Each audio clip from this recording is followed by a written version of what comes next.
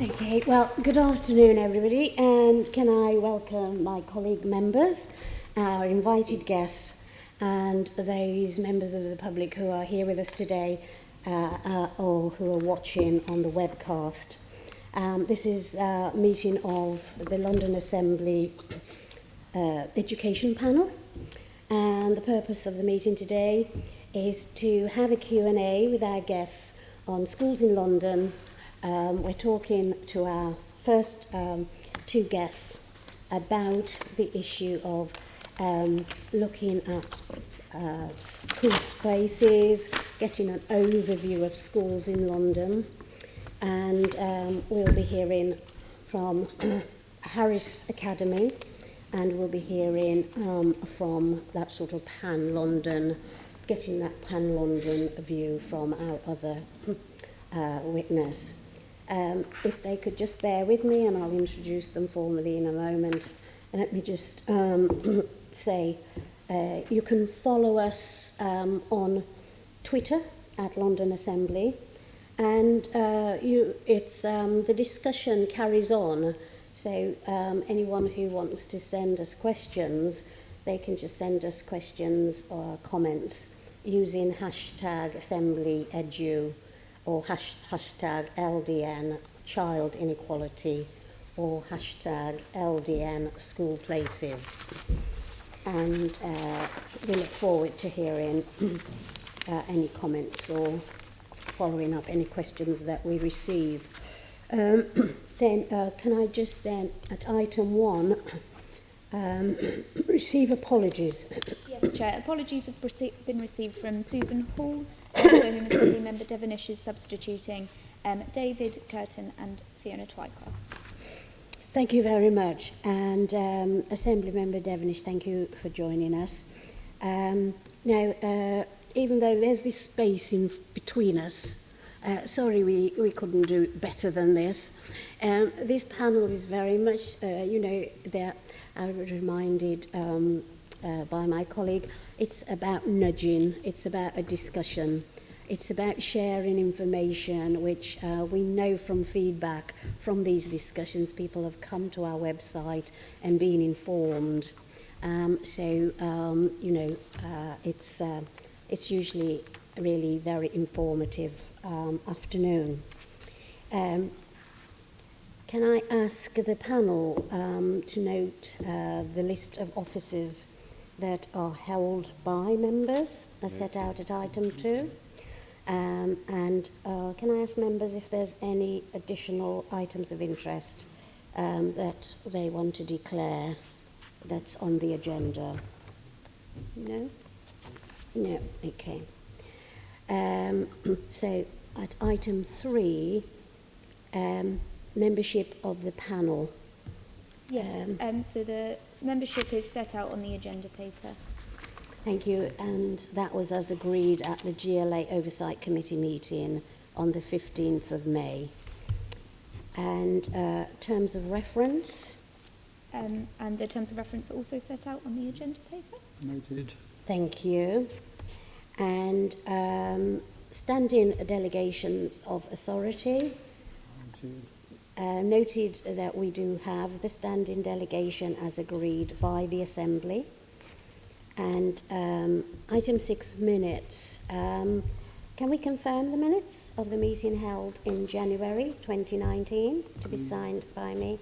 And after that, I have to then say, we have been doing stuff since January 19th, okay? So, because it always seems that it's such a long period. But the work of the committee, of the panel, is just not these formal meetings, but stuff that's going on all the time. And then summary list of actions. Can we please note the completed and outstanding actions arising? Yeah. Yep. And actions taken under delegated. I've agreed an output arising from the investigation into secondary school exclusions, and our report preventing secondary school exclusion was well received. Thank you. And then that leaves us for all the time now for the rest of the meeting to look at our main item of business. And so for our first, if you like, part of the meeting, our guests we have today with us, is it Sarah or Sarah? Sarah. Sarah Williams. And Sarah, you're here in your role as chair of the Pan-London Admissions Board, and that board sits within London councils? That's right. London councils. And we do have a biography that will be printed with the minutes, telling all about the amazing career that you've had in education. Okay. You're joined by Dan Moynihan, CEO, Harris Federation. And Dan, you've been with it. You've given evidence to us before, haven't you? I think a long time ago, yes. A long time ago when the academies kicked off, yeah. Because you were sort of like at the forefront, weren't you? And so thank you. So you've had the experience, so we look forward to hearing what you have to say. So thank you. And then we've got a series of questions for you, and I'd like to start with the questions. Let me find them. And the questions are to both of you. As the school year has recently started, from your perspective, what is the most pressing issues schools face? And we know that you're going to say funding, but you might say not. But over to you. I'll start to say that that cost pressures are a big issue for schools, with the increased contributions to national insurance and pensions and the uplift in teachers' pay. It's definitely the case London schools have been historically well funded and better funded than the rest of the country, and I think that maybe reflects, then reflected in better, partly being a reflection in then the better performance than the rest of the country. And but in recent years, schools are really feeling that squeeze. I think the other issues for schools would be the rising demand in relation to special educational needs and disabilities in schools. That's not to label inclusion as a problem at all, but it's just a resourcing challenge to really meet the needs of those children as well as they need to be met, given the increasing demand, the increasing number of education, health and care plans, and the increasing numbers with SEND needs below that threshold.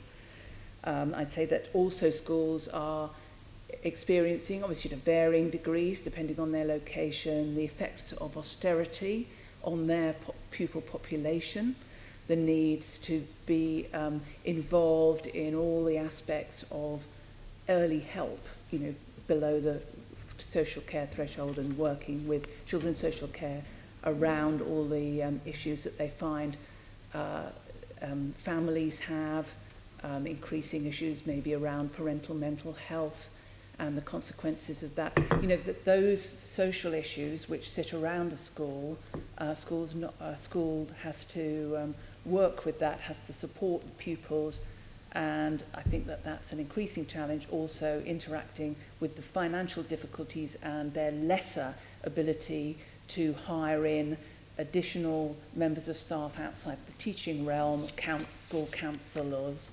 and the services that they might buy from the charities that provide counselling and mental health support, things like that.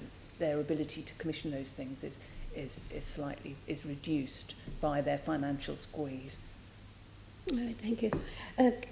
Can I hear from Dan? Yeah, I'd agree with all of the things that Sarah says, and in no particular order I'd add, for whatever reason, rising problems in mental health issues among youngsters is a relatively new phenomenon which is growing quickly and for which schools have not been well resourced, and that really is an issue.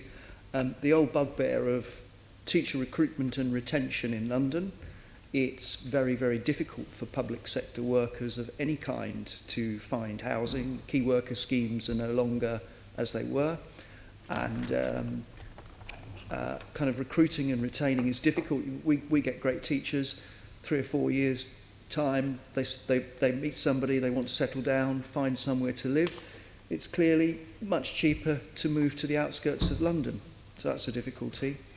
And the new inspection framework is focusing lots of people's minds. I know it's an unusual thing to say at the start of term, but there's a strong emphasis on curriculum and a reduced emphasis on exam results. And a lot of schools are wondering how to handle that and wondering what the implication will be in 2 or 3 years' time as children progress through. No, that's lovely. If I can come back to you, Sarah, and what you said, from a pan-London view, you can't generalise about that in London, can you? Because surely those pressures, not surely, are those pressures greater in outer rather than inner? What's the variations that we see across London? It would be different around different issues, really. But I mean, the pressure on for SEND, which is very good, and some pressures are quite hard to document, hard to evidence in terms of the data. But where we have got strong data, which is around SEND demands, it does vary, but it's still everywhere's got an increase.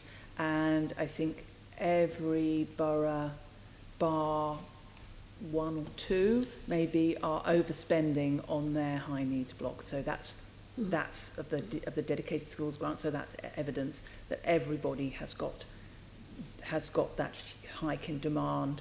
The issues around austerity and the sorts of issues around mental health, they may be slightly different depending on different communities, different some geographical differences and differences of the degree of social disadvantage, but I think that they would be across all the boroughs in London would be experiencing those issues in some form or another to varying degrees, and I think that even the schools which are in much more affluent areas are still experiencing the issues which Dan was mentioning around mental health. Yeah, I mean, over the years, what we have picked up is, I know Dan talked about the sort of short timeline of a teacher's career, but we also picked up that whole thing about the churn, the population churn, where we visited schools, not last year, the year before, where they were lucky to keep some children for a year, for the full school year. Yes.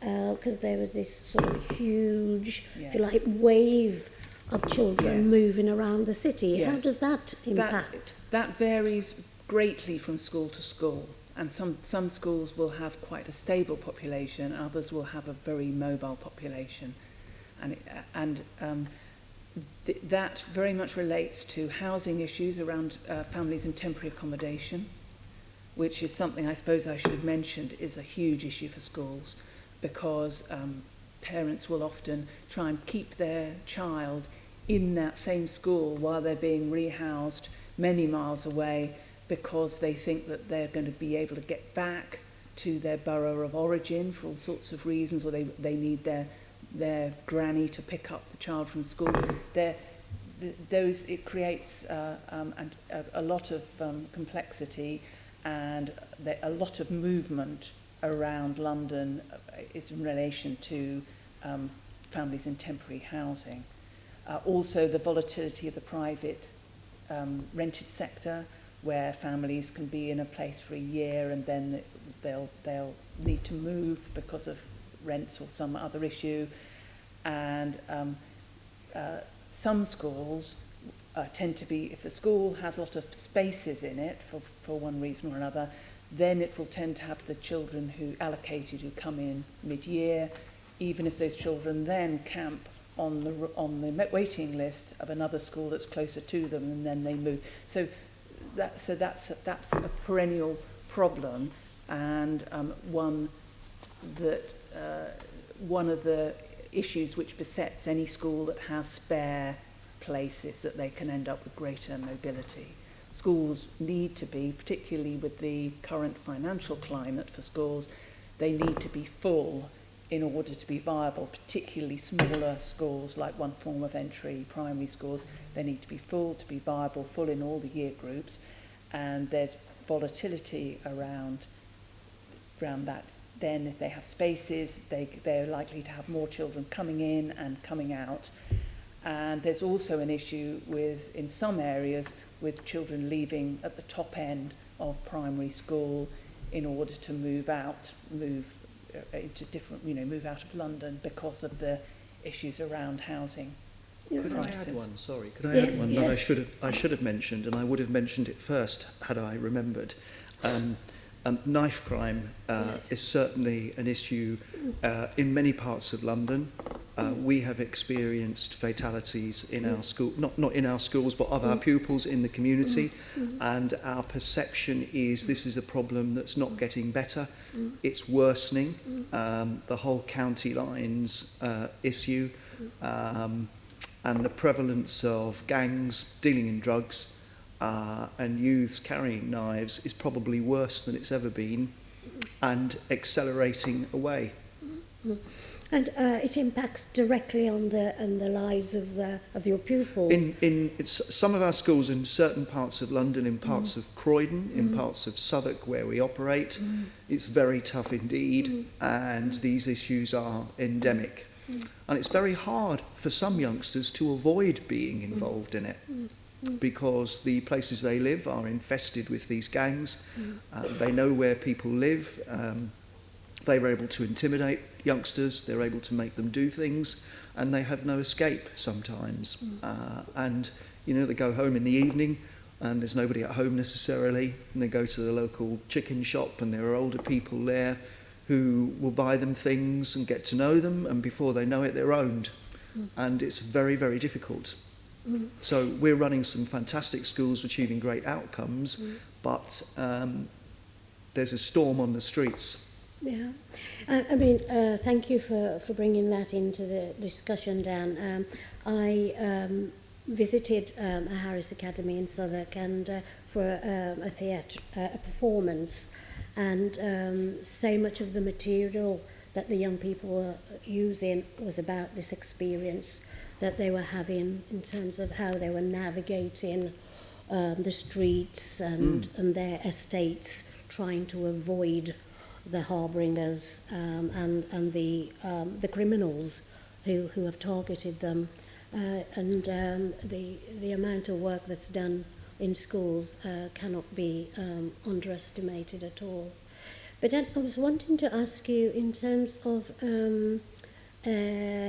funding, if you could help us, the Prime Ministerial announcement of 14.4 billion investment into primary and secondary education. Are academies within that funding envelope nationally, or is there another funding stream for academies that you dip into? No, we're the same funding stream. Yeah, they're the same. We're funded in exactly the same way. Right. So our schools are funded on the basis that the local authority in which they're based are funded. Per capita, per head. It's exactly the same. Yeah, right. And so, do you have any idea what the London take is going to be? Sufficient? Yeah. We won't know until we have the full information on the funding allocations. We don't know how much London is receiving in terms of the additional funding. Okay. And when do you think that will come out? And it depends how it's allocated, because London has historically funded its schools well, for good reason. And so we're on we're at a number of boroughs are at the ceiling as far as funding is concerned under the new funding formula that was developed by central government. Yes, that concerned me when I heard that the money was sort of going to be geared towards bringing up the funding level. Because I thought if, knowing because of this work, that the London level is higher than national, that will have a negative impact on London, won't it? If they use London as the ceiling. Well, potentially, and I think that a number of London boroughs are being very cautious in what they say to the schools in terms of raising their expectations, Yes. and that the schools are still going ahead with their their existing financial plans to be on the safe side. Yes. The Institute of Fiscal Studies, I'm sure you're aware, Yes. reported either yesterday or today that this extra money would restore funding to the equivalent of what it was back in 2010. Right. And I mean, since 2010, we've had gradual cuts. So if that's the case, in general terms, it sounds actually very good. But the distributional effect of that on London is something that we don't have information about. Yes, so you're waiting. Any idea when you'll get that sort of information? No, not yet. No. Okay. So quite a challenging time, as you've said, and you've touched on the demand for the growth within the pupils with SEND, and we've done a huge piece of work on that, and our report's been well received, so we understand that. But I just wanted to ask you, is there a level of complexity that really can't be dealt with within the ordinary school? And if that's the case, what provisions are there for those children? Well, I think that every borough, and it makes sense, has a mixture of special schools for tending to be for pupils with the highest level of need, and resource bases, or additionally resource provision, as it's known in different ways, different terminology in different places, in mainstream schools. So that's maybe small units of 15 in secondary school, or maybe only half a dozen or something in a primary school, meeting particular pockets of need and with special support wrapped around it.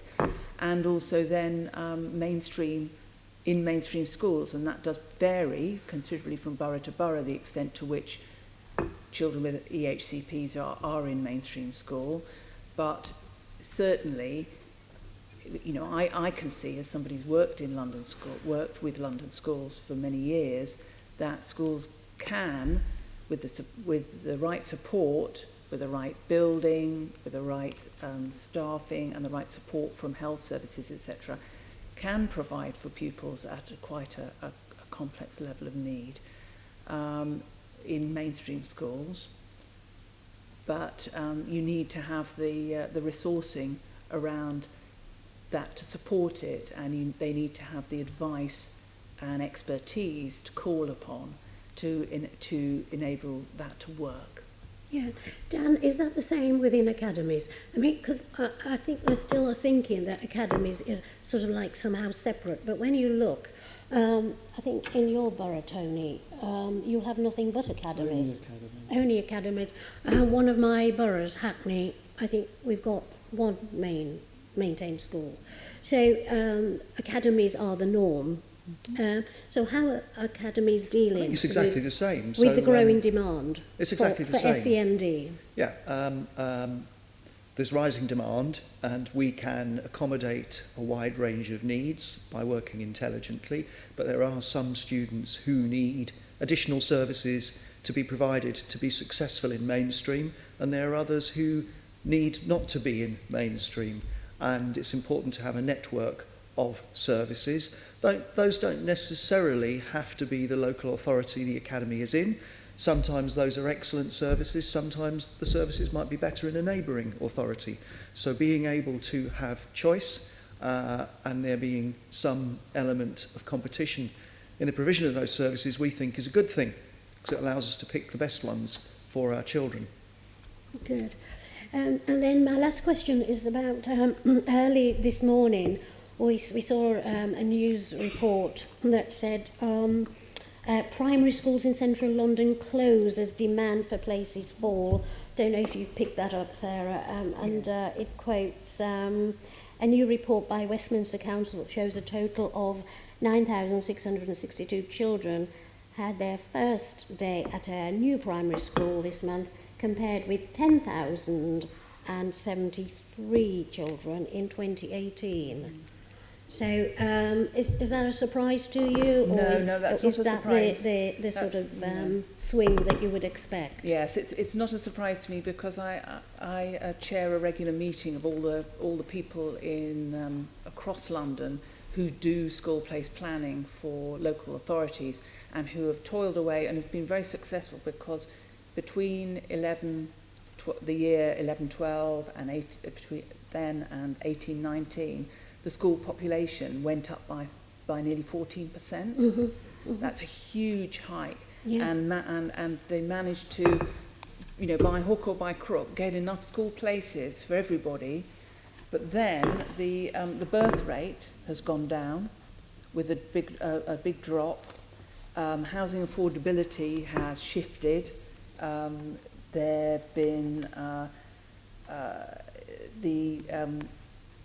there's been the Brexit effect, undoubtedly, particularly in some areas of London, and there's been quite a movement out of the inner London boroughs, and a movement maybe out as well, or fewer children and young people in the most affluent of the West London boroughs. So it's a mixed picture.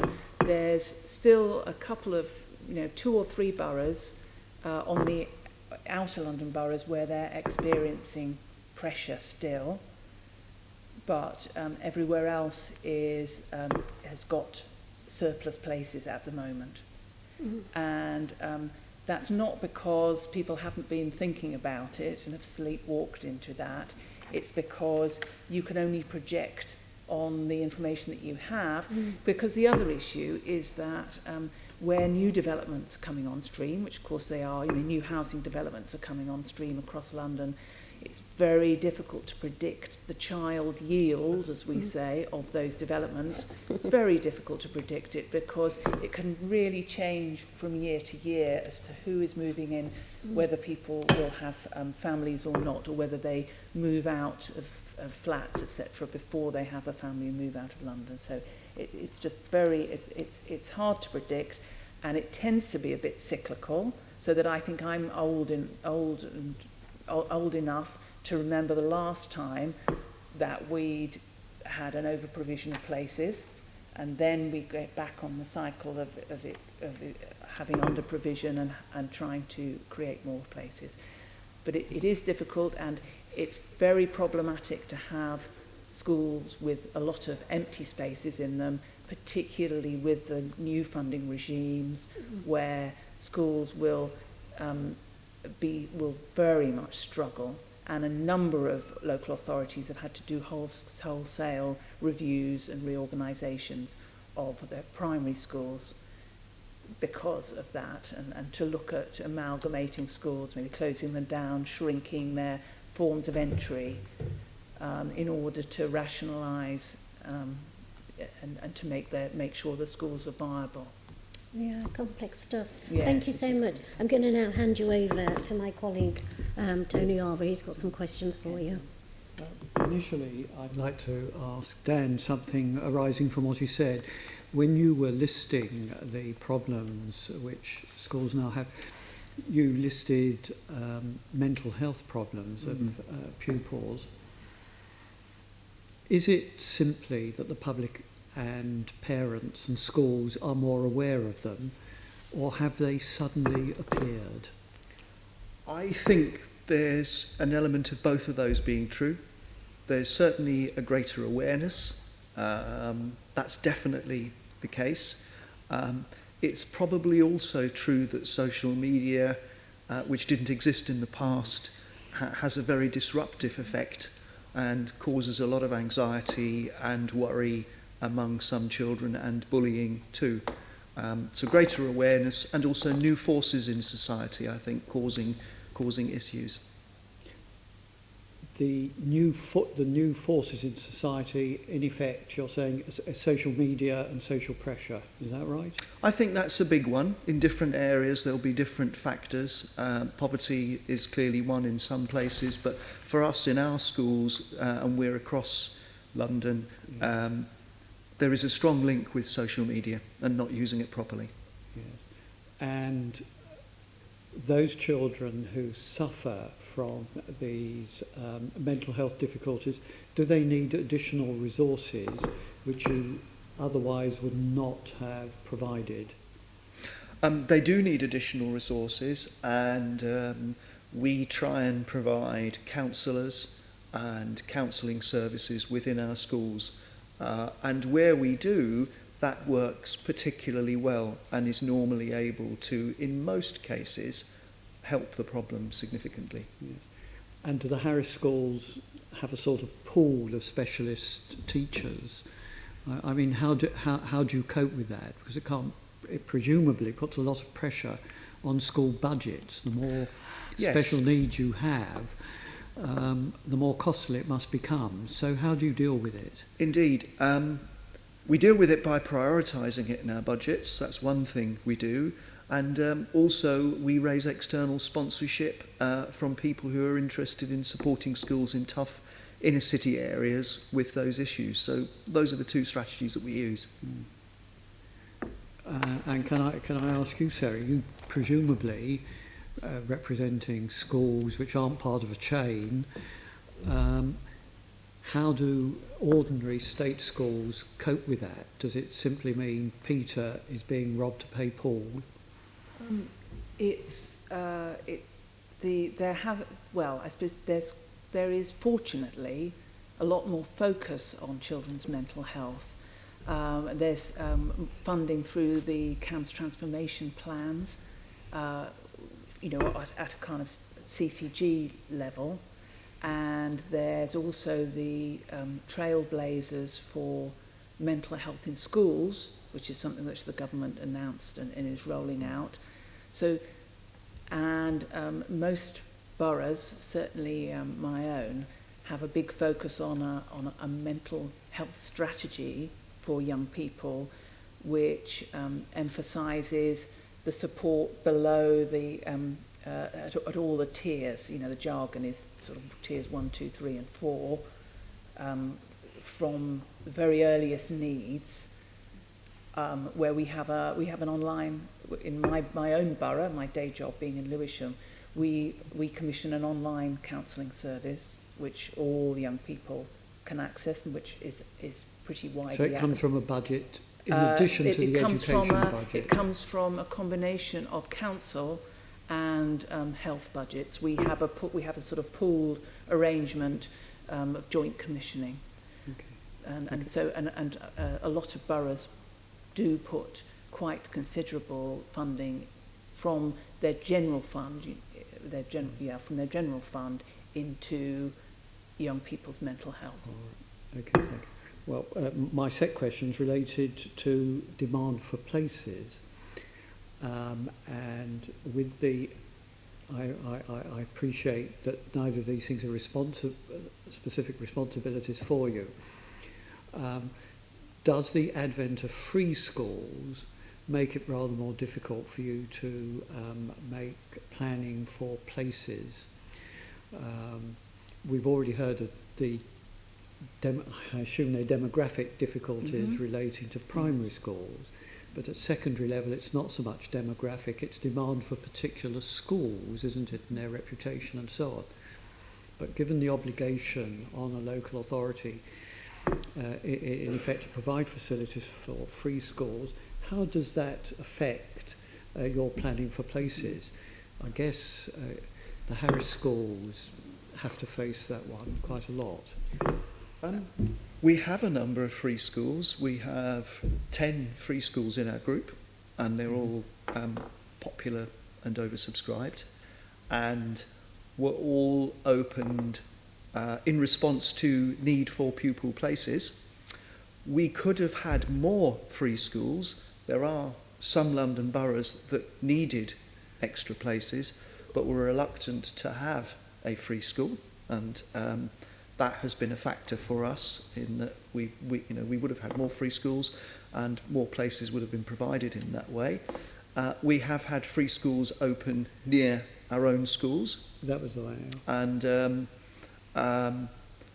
where that is in response to growing population and a need for extra places, it adds to the competition. But if there's a need, then we don't have a complaint. Clearly, if free schools are just plonked anywhere without thought as to whether there is a demand or whether there is a quality issue, then that would be a problem. That has happened now and again in the past. The policy has become more intelligent as time has gone on. And personally,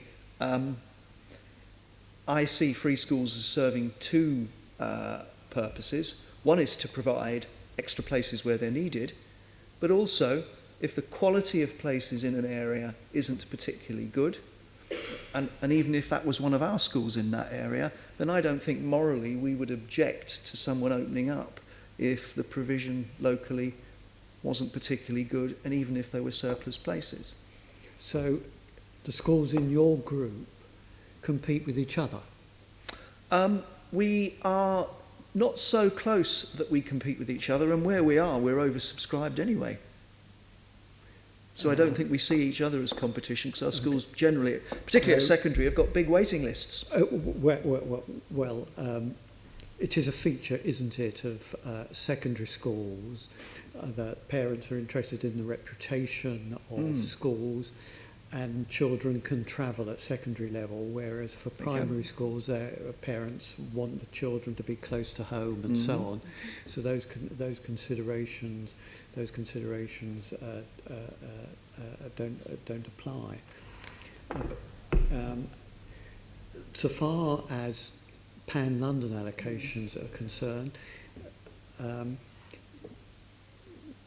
do free schools make it more, and I specifically refer to free schools because free schools appear where they say there is a demand, the sponsors say there is a demand, and it may be the local authority doesn't agree that perhaps there's a demand. How does it impact on the pan-London sort of allocations? Yes, the impact on it does have an impact on planning. It has the impact that it has happened that places have turned up where they weren't needed, and there has been a shift by the DFE to try and make it more demand related, so that it doesn't happen, because it can have, there have been free schools that have closed, haven't there, because of lack of demand. Also, the other issue is that because that's the only route, effectively, for opening a new school, it can mean that there's often delay because of difficulties finding sites. It can mean a sort of delay in them coming on stream, and the local authority doesn't have much control on when they come on stream, so that they could be in the planning assumptions that we will have enough secondary places next year in our borough because X free school is opening in September, and then it turns out it can't open because the planning, because it hasn't got the right site in place, etc. So that's local authorities, London councils, we would definitely feel that we need to have much more control of the process to be able to plan really effectively.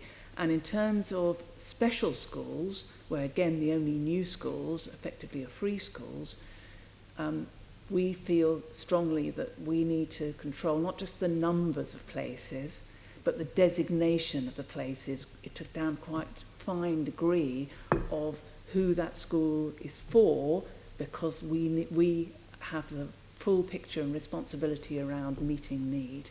So we think that in London councils, we think there's really strong arguments for local authorities having that having a stronger role around development of new schools in the way that we used to. It's manifestly infinitely more difficult if you have a range of providers when it used to be the monopoly provider of the LEA providing the thing, that they could do that. Again, relating, please, to allocations, by and large, across London, there is, as we've heard with the Harris schools, some schools are always oversubscribed and others are undersubscribed. How do you cope with the children who cannot get places at the schools that they want? Right, okay. Well, I mean, our Pan-London admissions process really does work very well, so that in primary, 96% of children get one of their top 3 choices. So that's not bad at all.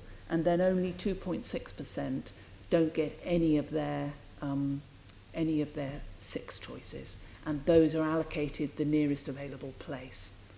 And in secondary, the parallel figures are 86% getting choice 1, choice 2, or choice 3, and then 8%. It says 8% have to be allocated a place, but actually that 8% also includes the people who go through in all through schools. It's one of those sort of complicated things which I shan't bore you with. So in reality, it's much less than 8% who aren't getting who have to be allocated a place. But it is the case that in some boroughs, the applications are very much skewed towards a very small number of schools that everybody puts as their first choice, and then it goes on. There's big variability. It's the nature of the sort of a kind of the market, which there would always be for schools in London because of transport. You mentioned about transport and the fact that it's free on the buses for young people makes it even more attractive to be able to move around and choose where you go to school. There's all sorts of different economies around. Some of our boroughs still have grammar schools.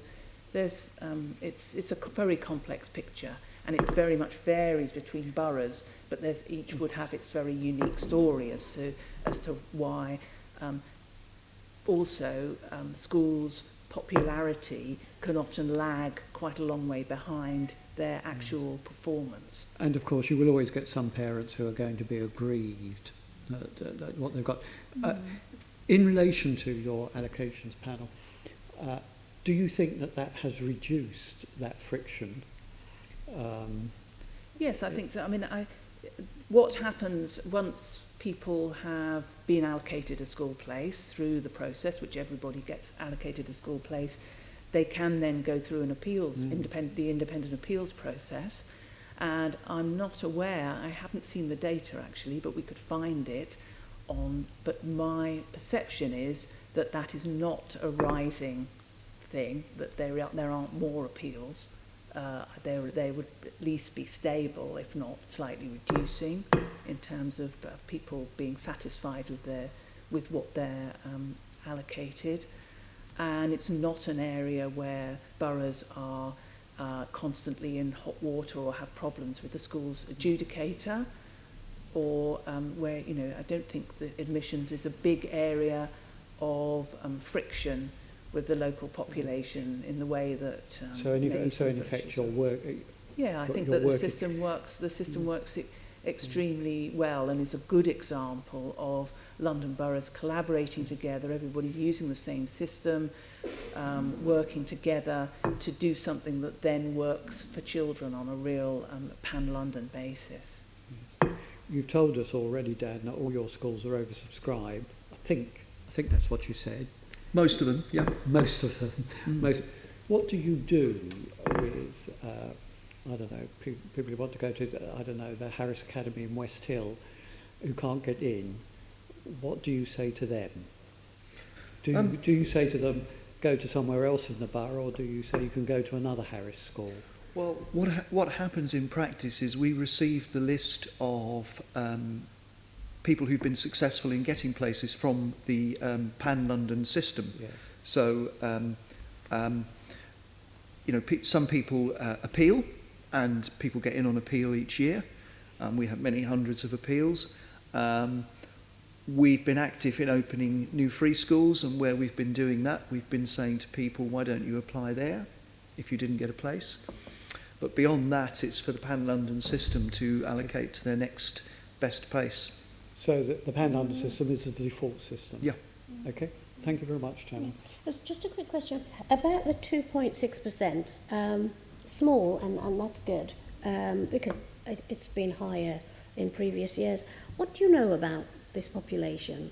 Do they come late to putting in their application? Are you interested in knowing about that population? I think that the population which doesn't get one of their 6 choices, it can be a lot of different things. It can be that they haven't, or none of their 6 choices were actually their nearest school, or a school that they could realistically get into.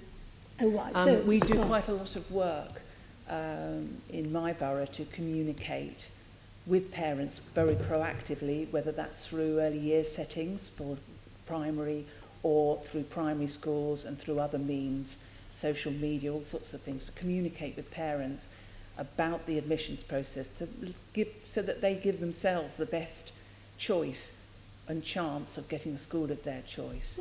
So some parents can put schools that, all 6 schools could be miles away from them, oversubscribed schools, which they didn't really stand a chance of getting into.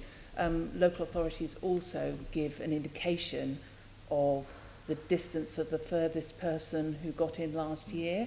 That's not a hard and fast guide to what it's going to be like this year, but it certainly helps. And we steer parents at this sort of information, and we also equip schools and early year settings to help people apply, because nearly everybody applies online. That's something that's been achieved over recent years, but some people need help to do that. We also do get late applications across the system, and then those people aren't there in the first cut, so have to be found a place that's vacant, and that can be because they've just arrived in the country or in the area, or because they forgot to apply beforehand. But as I say, we try and minimise that through really reaching out to parents. Thank you. No, that's very interesting. And to our other Tony, Assembly Member Devonish, and it's question 5. Good afternoon to both of you. One of you can start, so maybe Sarah. How could the Mayor use his influence to help alleviate the shortage on school places, please? Right, okay. I mean, I think the issue that we haven't got a shortage of school places at the moment, although there are a lot of pressures in special educational needs in particular.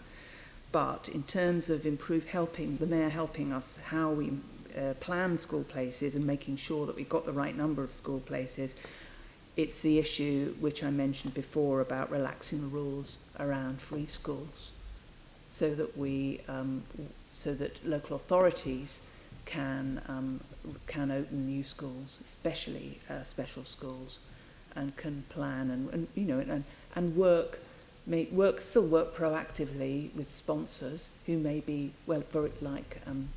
Harris are very well equipped to open new schools very successfully, but not be stuck with maybe sponsors who aren't so well equipped to open a successful school. And is it, particularly, I appreciate what you mainly do, but I appreciate this is mainly a borough responsibility or a free school responsibility. But is there other things you'd like, or best practice examples of where the Mayor could do more on this? I think that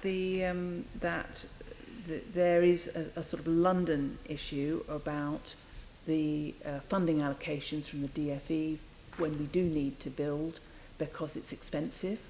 I think that in planning terms, it's very important to build in secondary school sites in particular into very big scale developments, because finding a secondary school site in London now is nigh on impossible, particularly given all the competing demands and the demands for housing.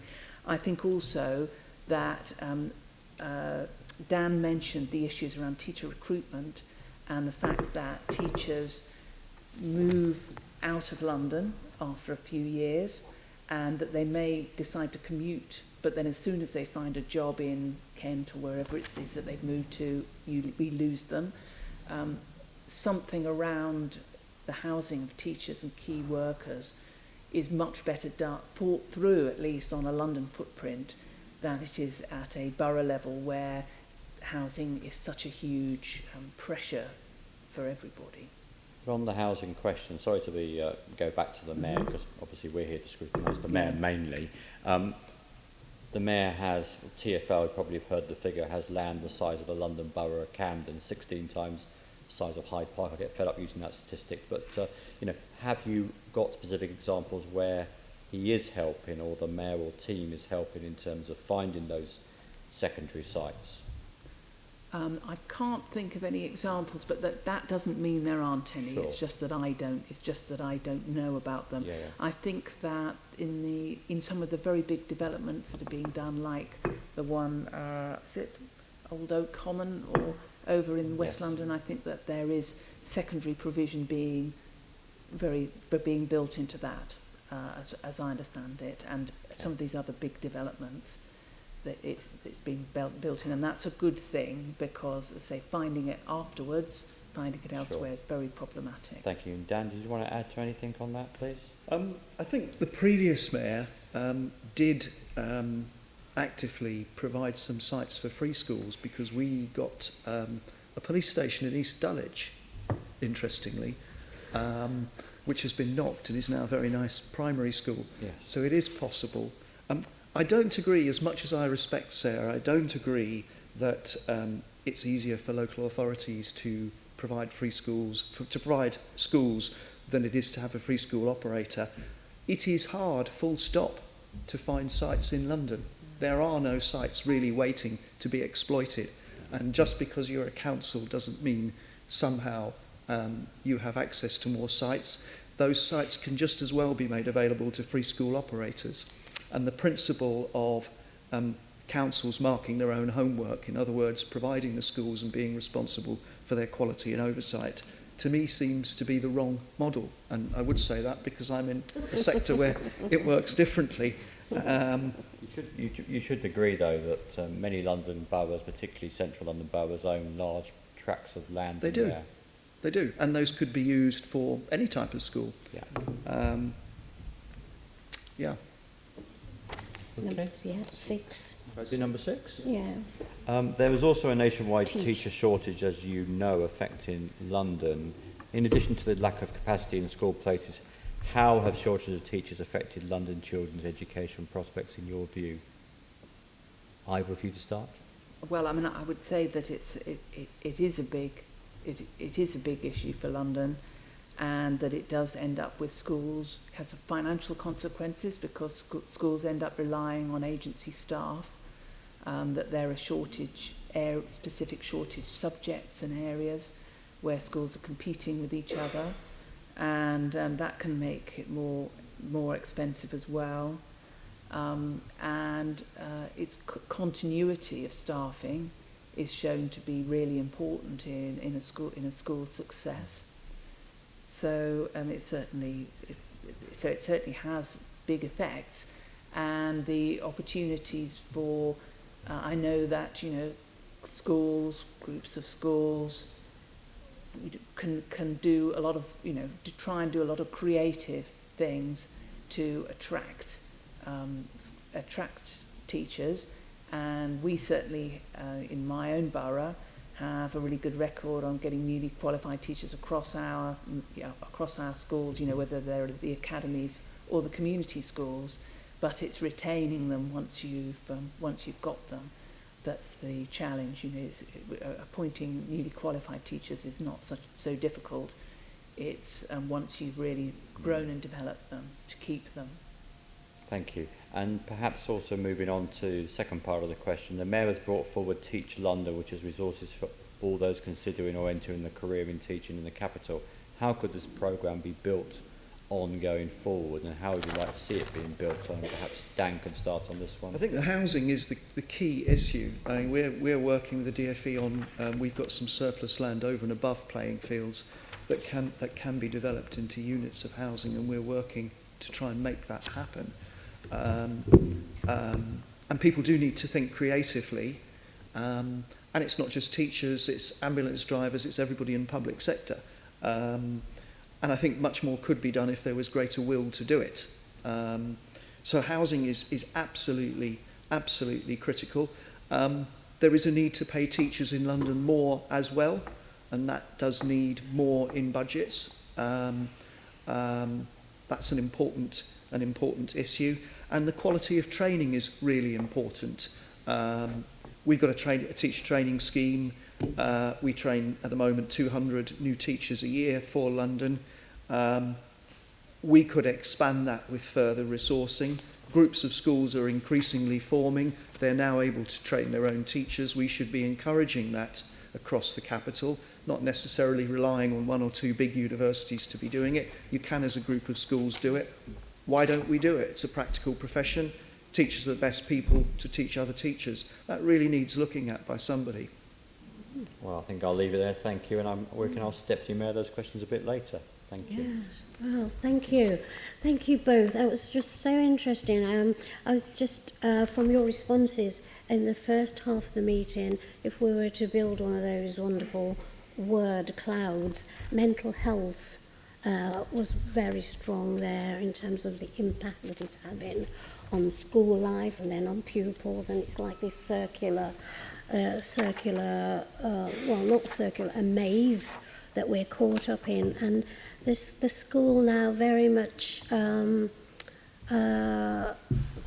linked with home in terms of guardianship. That came over so strongly.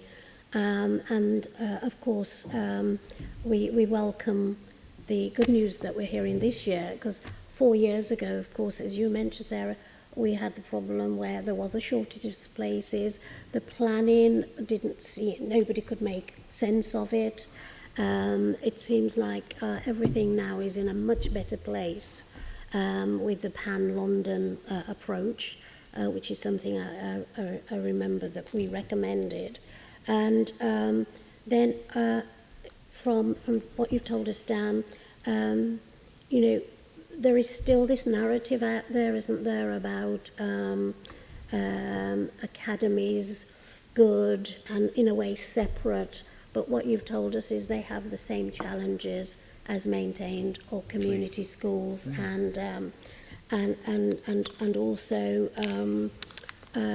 and you were quite open and sort of shared with us some ideas which I think we need to go away and look and explore and ask, given the shortage of teachers, why aren't we looking at much more creative ways of enabling training in a modular way, or whatever the language would be. I mean, I think maybe a conversation with our colleagues from the teaching unions, because they're key to how they know the life and they represent their members. And also clarifying this sort of 3 to 4 year period, which is so short, isn't it? A career life in a locality. Because different to our age, I mean, when I went to school, my head teacher, everybody said that she, although Methuselah was a man, she was she was as old as Methuselah. She'd been there all her working life, so she'd come and worked her way through school and became head, and that was expected of teachers in those times. But given they're in London, they've got to have children, and affordability that you highlighted. So thank you for that information that you've given us. And we if you want to send us a summary, just so that we're clear what are the key points that you want to make, we're happy to attach that to our report, and hope that we can come back to you once we've thought through what we've heard, if we want any further clarity. Great. Thank you very much. Thank you. Thank you very much.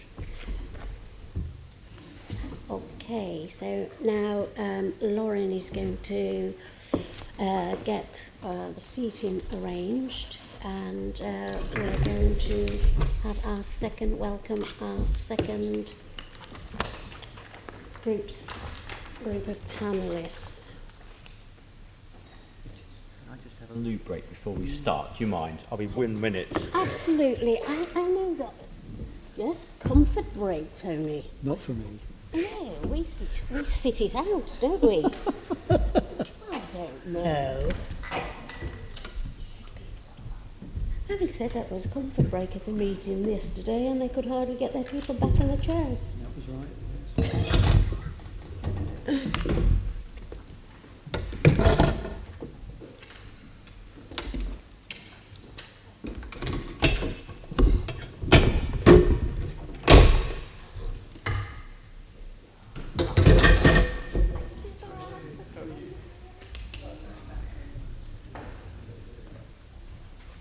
Hello there. Hi. Hi, I'm Joanne. Nice to see I'm Feyisa. you.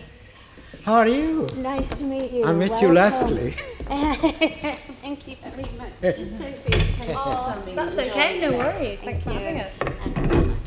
Certainly. Great. And Louise, nice to see you. And you're going to come and join us. And so we've got Louise, the head teacher from the Norbury school. So this is a 5-star panel.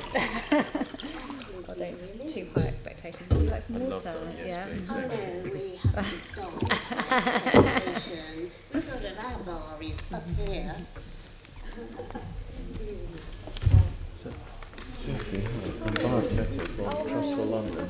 Seeing your name crop up, I think you know my colleagues, don't you, Alison? Yeah, and Alice can. We work very closely. Yeah. Nice to meet you in person.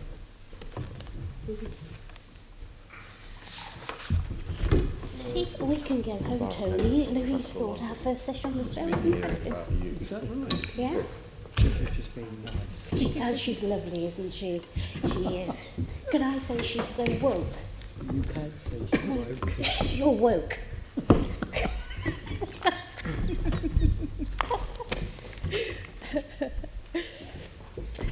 Okay, we're back. Thank you. Well, can I welcome I just called you our 5-star panel. It's lovely to see the 5 of you here this afternoon.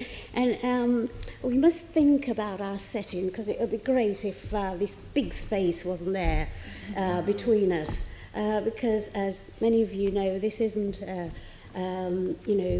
this is about a conversation and an exchange, and about us learning what's happening, and about us then seeing what we as a panel, what we as the Assembly can add to what's going on. And also as well, our role is to then be following and looking at what the Mayor's doing. So I'll start by welcoming our colleague Joanne McCartney, who is with us this afternoon in her role as Deputy Mayor for Education and Childcare. We're not wearing that hat, of course. Joanne is our statutory Deputy Mayor.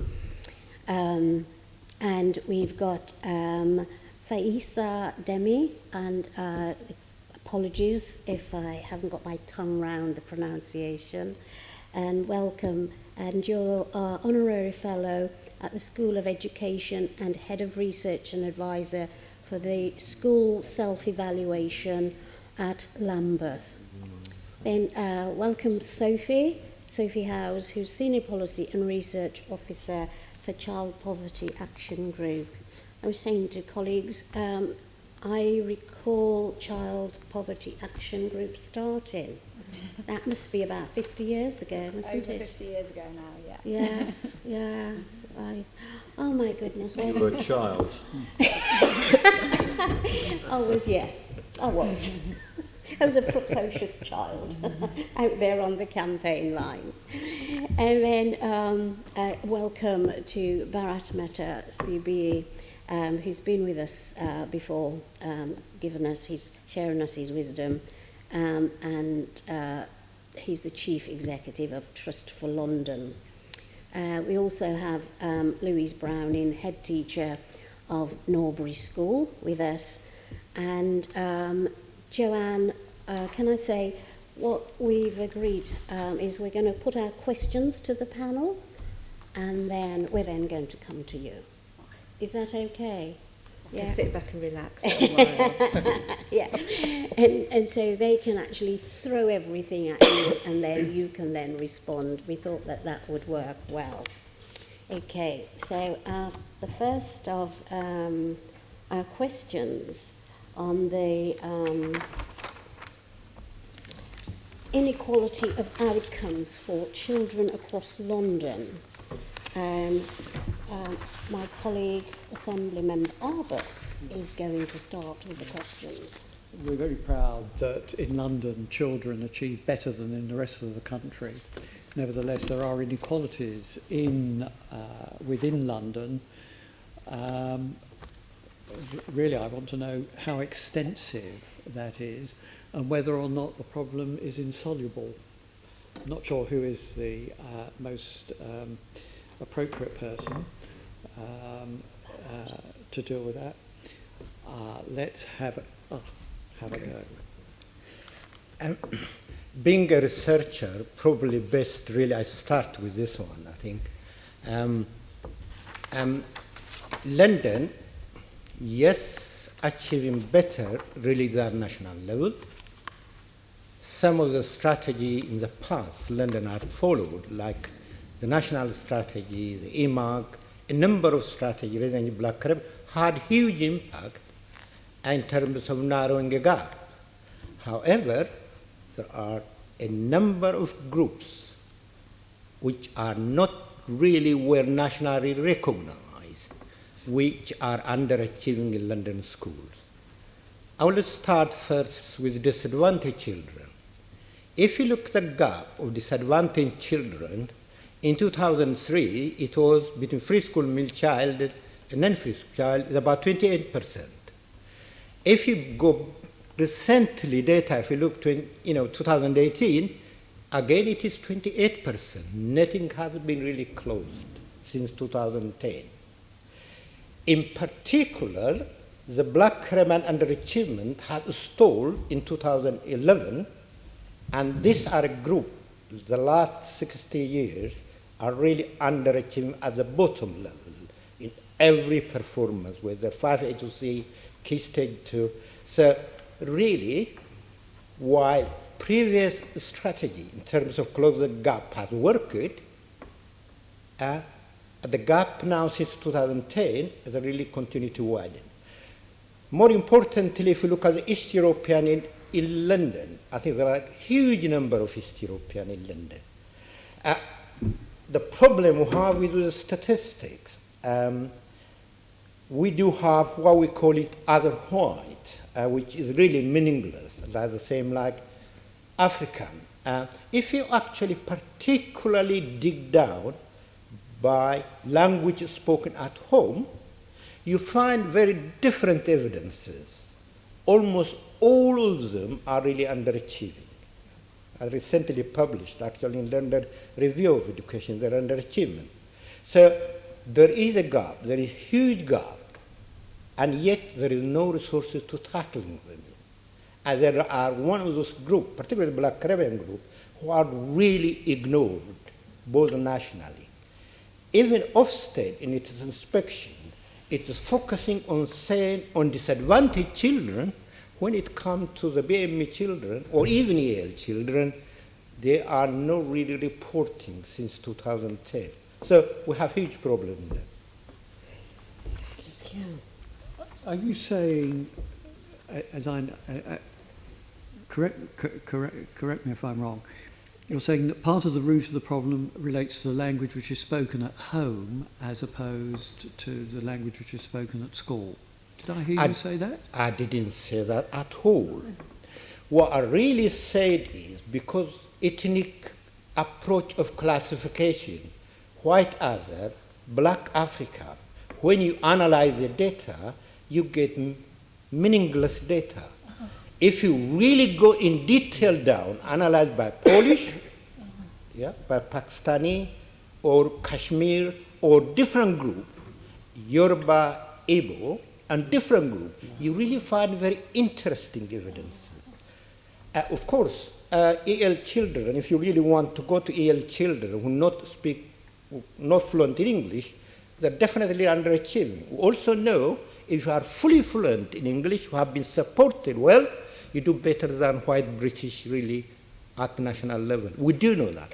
I'm not really saying on EL ground, but I'm talking in terms of ethnic background. There are a number of groups underachieving. There is no resource to tackle this issue, both nationally and locally. I think it would be wrong to go away from this, from what you just said, which I agree with entirely, to say that it's as a consequence of the language spoken at home.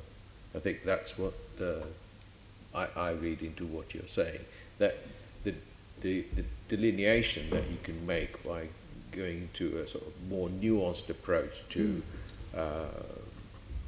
communities, let's say, I think you suggested, you said African, it's too large a category. You know, if you look at it in a nuanced way, you'll see the differences coming through. But it's not as a consequence of the language spoken at home. I mean, we did some work many, many years ago, and it's still continuing with mother tongue in supplementary schools. Children that have English as a second language do perfectly well. They're bilingual from a very young age. So I don't think you were implying that, or you said that. No, I didn't as a conclusion.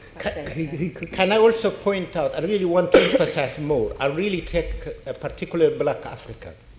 If you pick up Yoruba and Igbo as a group, a performance in England school, some of them are actually doing better than the Indians at really at the national level, particularly the Igbos, if you know. So the more you classify by, I would have classified by country of origin if I have the data, but I don't have the data. The only data you do have at the national level is language spoken at home. I'm not saying that EL is really an area which is really very important, with level of fluency in English improving, with support to school giving, that actually do better really English school. Yet, if you are not fluent in English, you are really underachieving. Need support. I understand that. Does anyone else have an opinion as to how we can deal with inequality? Our papers, and indeed I think traditionally it's all been linked with those children who have free school meals as a sort of measurement. Perhaps it is the Poverty Action Group will have a view on that. If there was a general uplift in incomes, would that help deal with these inequalities? Yeah, I mean, there's a couple of points we'd make. Just on the point of kind of understanding what poverty looks like, I think my colleagues have made some very good points about the kind of nuances of that. But I think you mentioned free school meals, and I think we are very mindful of that agencies don't see free school meals as the way to measure poverty, because, you know, I think everyone in this room will probably be quite familiar with the statistics around rising levels of in-work poverty. And so there are more and more families living in households where one parent will work, and those families won't be eligible for free school meals. So, and that's a particular problem in certain parts of London. So, for example, if you take Tower Hamlets and Newham, the two poorest boroughs, Newham has much higher rates of in-work poverty. And so the responses, the policy responses that might be required for Tower Hamlets, where you have quite a high number of out-of-work families, and you don't have that in Newham, would need to be different. So I think kind of really understanding what that poverty looks like is important. But picking up on your point about incomes and whether you raise family incomes and whether that's important, and we would say yes, that's very important, that in terms of looking at improving educational outcomes for all children, and particularly children from disadvantaged backgrounds. We've heard about the cuts in school budgets, and we've heard about the cuts in universal support services for children and families, which obviously has an impact in the classroom as well. But we can't ignore family incomes and what's happening at home, because that is a huge part of the picture. And the reality is that austerity has hit all of those public sector budgets, but it's also meant massive losses of up to £3,000 a year for some of the poorest families living in London, and particularly in a city as expensive as London. That can really make the difference between whether families are living above or below the poverty line. So thinking about financial household incomes and what can be done to improve that situation is a really big part of the picture. But there has to be a reason why London is performing better than the rest of the country. I mean, people in this building would say, we've introduced the London living wage, in general, resources for education, though of course not directed from this place, have been greater in London than elsewhere. So that's currently the reason why we're doing better in London. But nevertheless, there are still these inequalities, and what we're seeking to pursue is what is it that can be done really from this place which can reduce those inequalities even more.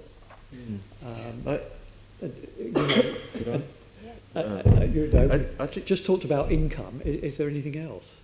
I think income is certainly it. I mean, just to reinforce the point that's just been made, it's 58% of people in poverty will be in working households. I mean, that's quite a staggering figure when you think about it. And I think London Living Wage has been a terrific success, and we've been right behind it from the start. But I think there's more that the Mayor's Office and the GLA generally could do to encourage take-up of the London Living Wage. And there are three other things, or two other things really, in terms of that's the income side, but there's a cost side. And the cost side is really the three outliers for London in terms of higher costs are housing, transport, and childcare. Now I think certainly on two of those, the GLA and the Mayor's Office have the ability to do something. We heard a lot about housing and temporary housing in particular, how social housing can be created and create stability in communities. And the second element is around transport, how transport can be made cheaper in some way. I think the introduction of a pass which enabled 2 bus rides within the hour was a good initiative, but it's not been built on, unfortunately. But that would reduce costs. And childcare is the last one. I mean, to just give you an example, universal credit you mentioned, if a parent works for more than 3 days, then you start losing pound for pound. So it's almost disincentivized. Now I know that's not a GLA issue, it's a national issue, but certainly some kind of pressure and using the GLA and the Mayor's Office to highlight that would be another way of addressing. Are inequalities reducing? Well, perhaps Louise, are inequalities reducing? I would say no, because actually the transience of London means that actually just when you think you're at the right stage or you've got it just there, then you've got children that are leaving and children that are coming, because we've got lots of mobility in certain boroughs in London in particular, Harrow being one of them. I had over 100 new children last year that I didn't know I was getting. I knew I was getting my new nursery children and I knew I was getting my new reception children, so that's already nearly 200. But across the year, I had 100 people leave and enter a 3-form entry primary school, and pretty much all of them came with a high level of need. And that's because there's a reason why families move, and there's a reason why they're made vulnerable by sometimes the barriers that society puts up for them. And therefore, we then are often the hub that set the wheels in motion, and just as we get those wheels in motion, they're then moved out again, or there's something else that's happening. So do I feel? No, I don't think you can be clear on that. And I really would agree with the colleague here that talked about the term disadvantaged.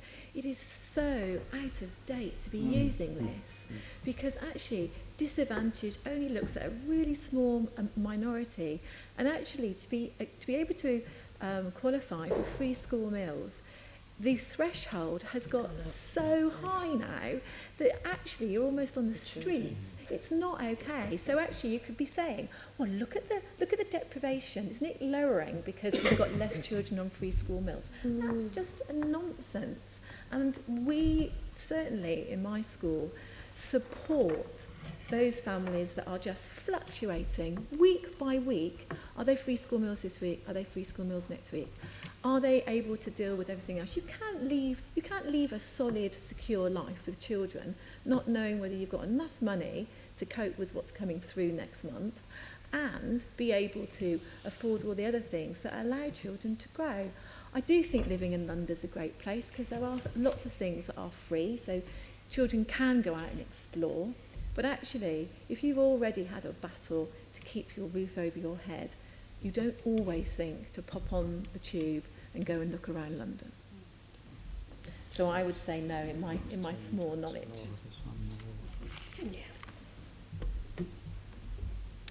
Sorry, did you want to come in? I absolutely agree what needs to be done beyond school gate. Poverty is really a major issue, need to be tackled. I do think also if you really want to improve performance and attainment of children, we need to have more resources that are actually targeted to school level, particularly for different group of people. I'm really sad I don't really see any focus particularly on some group. Yes, disadvantage, there is money. Send, there is money. There are a number of BM children who are really underachieved, particularly the black Caribbean children. There is no targeted intervention. We know from research, targeted intervention will help and you can close the gap. We also in London have really good experience from London Challenge and also National Strategy, where a number of these focus have really managed to close the gap, and at the same time raising achievement really at London level. Probably one of the reasons why London is doing is some of the history we have in the past, some of the intervention we have done well. So we need to think into anger really, tackling poverty beyond the school gate, and also supporting a number of groups really at school level, which is really crucial if you want to close the gap. May I just say something? Sorry, do come back in. I really do agree with you, but one of the things I've worked really hard on is actually not focusing on groups, but focusing on the child. So looking at the child is so much more healthier than looking at a particular group, because you can stereotype, and that is completely wrong. So one of the things I'm really passionate about is know your families, know your children, know what's unique and needed in those families, because I've got families for whom, if I looked at them as a group, I wouldn't be expecting that challenge. But it's about saying every child, no matter what their background is, should succeed in this day and age. And because of that, I'm not going to look at colour, ethnicity first. The first thing I'm going to do is understand that family's dynamics, and from that I can then lower barriers. And that for me is so important. So I do agree, and don't get me wrong, I've got parent ambassadors that speak great languages that I don't, so that they can actually converse. All of that's really important, but I don't want to put children into boxes or young adults into boxes just because of where they were born or the colour of their skin. I think we've got past that. It needs to be more sophisticated. Can I just say I disagree with this actually? Okay. No, well, I mean, it's interesting. You're a researcher, so you need the boxes, you need the data. Not really. I think there's a world and there's a huge journey between the research, the policy, the implementation, and the impact on the individual child. And it seems sometimes that doesn't happen. So we're going to go over to my colleague Assembly Member Devonish to find out really what are these barriers, if you like. Go to A, question A. Yes, a bit really now coming to how we can actually support the children with specific examples on disadvantaged backgrounds. So what barriers do these children face accessing the support available to them, and particularly looking for best practice examples, please? Who wants to start?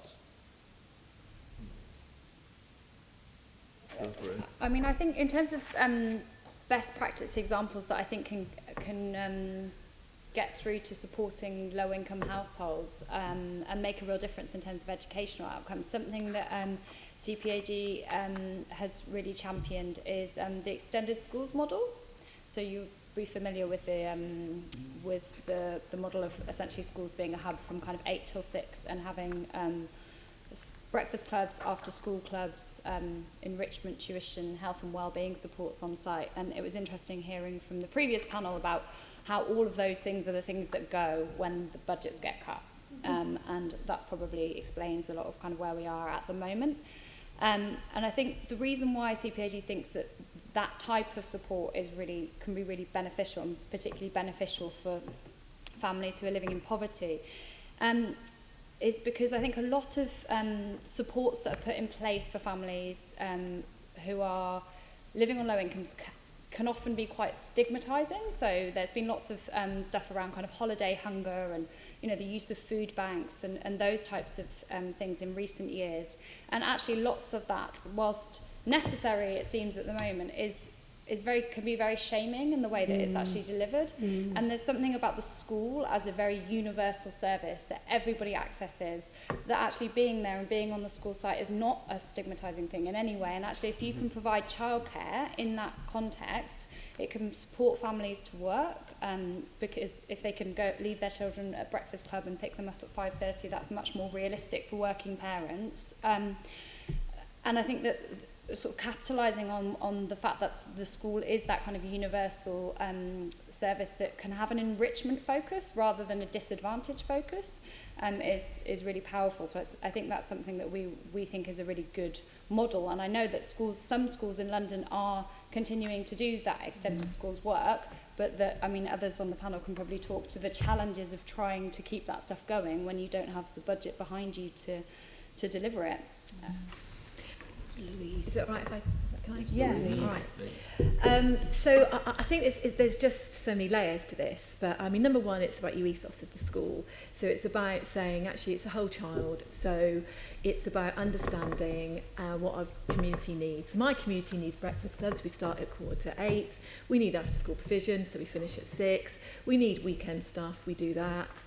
We also have a community workers who are giving back to the community over weekends, and that means that our painting and decorating is done across the school, because that works really well. We have sports clubs over the weekend, we have music clubs over the weekend, and we did, until it was cut, we had a weekend school, but that wasn't funded for me to be able to do anything about. So it's about that sense of pride, and it's about, you know, schools being a hub, absolutely. And knowing our community, I know that ESOL classes, I need to have them running. So I have 2 ESOL classes running continually across the week. So that works. I've got IT lessons going on, run by my IT technician. He hasn't got a teaching degree, but actually he can show people how to use a computer. So therefore there was no extra cost involved with that. My breakfast club runs from school funds, but actually what we do with some of our providers, because we have our own cookery, we have our own team, we don't buy in a catering company, which means our overheads are really cut, so we don't provide any of those things. We don't have to barter or do whatever. We just go, actually, this is how much money we want, this is how much money we're going to charge. So we undercut all the other schools in the local authority, because they often pretty much have an outside provider. It means I can run my breakfast club at a no profit. So it's £2 for an hour to come in at 7:45 until 9:15. I have I also, and I think this goes back to schools needing to know where their place is. And as far as I'm concerned, I'm a community school right in the centre of a very busy place. So my job is to employ staff that want to do those extra things. So my contracts go on a little bit longer, but actually to pay someone to stay until 4:30 rather than finish at 3:45, in the big scheme of things, makes a much bigger difference to those children's outcomes. So when I employ people, I don't employ anyone that's not willing to do differently by those children. If you want to come to Norbury, that's lovely. We work hard, the children are amazing, and you might cry by the end of the week sometimes because it can be pretty grim at times. So it's about those sort of things. It's also about saying what's missing in the local authority. And in some cases, what's missing is someone to talk to the families that are having a crisis. And as you rightly said, families don't often tell a professional that they're in crisis. So, for example, several of my mums would not have told their doctor that their husband is hitting them, but actually will tell me because I'm hanging around the playground in the mornings. And from that point onwards, we then become their friend. As in, we will take them to the women's centre. We will book an appointment for them. We will find a translator for them. We will get them to hospital if they need to. We will make sure their children are having some support as well. So it's about that saying, children don't develop without the family developing with them. It has to be hand in hand. So we do parenting groups, we do dancing groups, we do whatever we can to unite people around each other, because my biggest fear is that I isolate a family because of what we haven't done for them. And I think one of the things I've tried to look at is unintentional barriers that people put up in, whether it's going for housing or whether it's going for a doctor's appointment. Those unintentional barriers mean that those people don't get the help they're required to have, and then some statistician will go, "Whoa, that surface isn't being used, we'll get rid of that." And actually we haven't actually investigated why it's not being used. And often it's because the first step, and we all know ourselves, the first step is the hardest. If that's not someone, if you haven't got someone to hold your hand, then that step doesn't happen. So one of the things is really important is get to know your families, have schools that are proactive, schools that are willing to take on the tough decisions and the tough conversations. Because actually, as I'm saying, I'm a community hub, we lead in safeguarding, we do all sorts of stuff. But I do it because I've got a magnificent staff that when I arrived 8.5 years ago, either left or stayed. And the ones that have stayed are now making this place the best they can be for the children that we've got. Are we perfect? No. Am I taking 2 of my children to Wilco's tomorrow to apologise for shoplifting? Yes, I am. But so I'm not making a utopia, but I am saying this is what we can do. It's about being proactive. And there are charities out there. John Lyon, for example, is a really good charity for schools to use. We have our counselling service. We part fund that with John Lyon. And we work with lots of other schools to get a partnership and buy in bulk. Thank you very Hope much. that was That's useful. Thank you. We want to. I would back the work of John Lyon's charity is very, very good. We work with them and co-funded work with them. Can I make 2 just side points which are not directly in answer to your question, but maybe Dr. Demie, you might have an answer. There's been a lot of focus on poorer kids and not achieving. There has been less focus, it seems, on high-attaining kids specifically. And more specifically, even within that comment, is why are poor children that attain so much and so well in primary, why is that not translated at secondary school level? So you see amazing achievement at primary level, and then secondary school, you've got a dive, basically. And that needs to be researched. So that's one aspect, and maybe there's already some information available. And the other one I thought may well be a subtext to what you just said, is that children who attend, this is from Quorum, a research project that a report that's just about to come out, 2019, so I'm quoting from it before it comes out. Children who attend schools where a higher proportion of pupils are of white origin or speak English as their first language are more likely to have greater access to breakfast and after-school clubs that are open for more hours than those in schools where the higher proportion of pupils are in receipt of school meals and whose first language is not English. In other words, I translate that, and I'm putting my own slant on this, is I think if you've got a middle class intake within the school alongside poverty, you may have similar levels of free school meal attainment, but it's important that those after school provision is there, because otherwise it seems to just disappear. Now, we need to think that one through and wait for the report in a sense, but that would be an interesting and important finding of the need for after-school provision. So parents working can pick up their kids knowing that in the meantime they are safe where they're waiting to be picked up. I see. Can we just to add to what Bharat has just said? I don't want to go back to research. I want now to actually be talking about the practicalities of what's going on.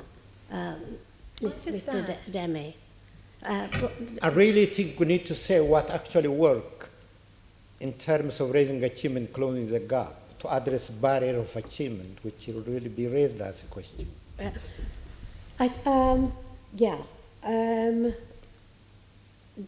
So I think what I want to do is add on to what we've heard from Louise, and I want to question Tony, if I can put, following what you're saying, is I want to be able to recommend that school and that model that you're doing, and not from just what you said, but I know, historically, because I know your school. And you talk about the hub. So are other schools in your locality looking and seeing what you're doing and saying, oh, it's only happening because of Louise and I couldn't possibly do that? Because haven't we got to be careful that it's because we have a charismatic leader here and that's what they do? They create things. But if I can be bold enough to say, if you left at the end of term and somebody new came, what would happen to that culture that you've created? Really good question, because and it's one that unfortunately you see in schools, don't you? The head goes or some leader goes and then it just all crumbles.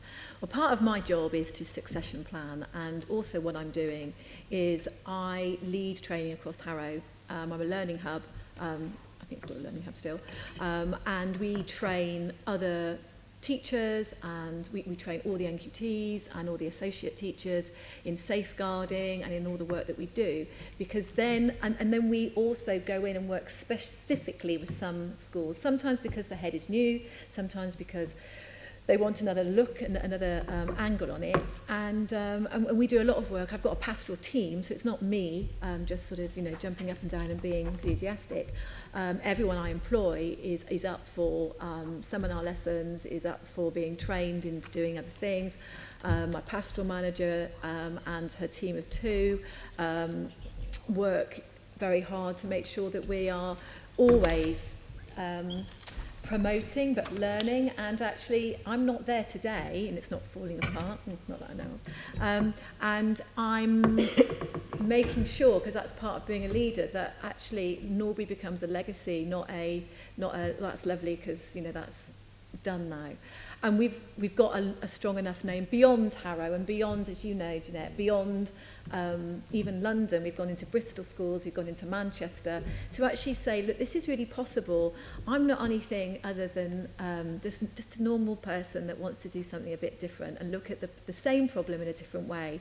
And that means I bang on people's doors and ask for sponsorship. Shoe, the shop, they supply my shoes for my children, because actually one of the things I won't allow our children to be is not look smart, because I think that's really important, to wear the right shoes, wear the right jumpers. So the uniform supplier guy who gets our jumpers, he knows I'm always going to be asking him for freebies. Shoe have given me over £200 to buy shoes.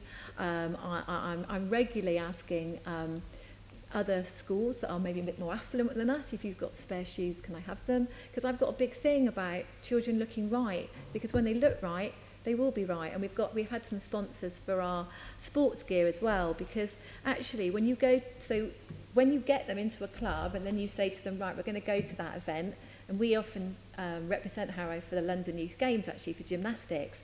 Well, our children have never seen a gymnastics leotard in their life, let alone wear one.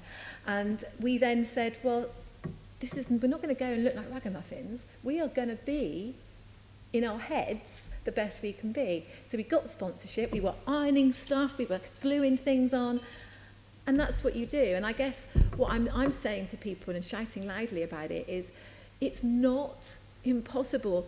Cuts are going to happen, money comes and goes, but it's how you use it and how you make your priorities. And as far as I'm concerned, I do want children to be able to read and write, don't get me wrong, maths is very important, all of that.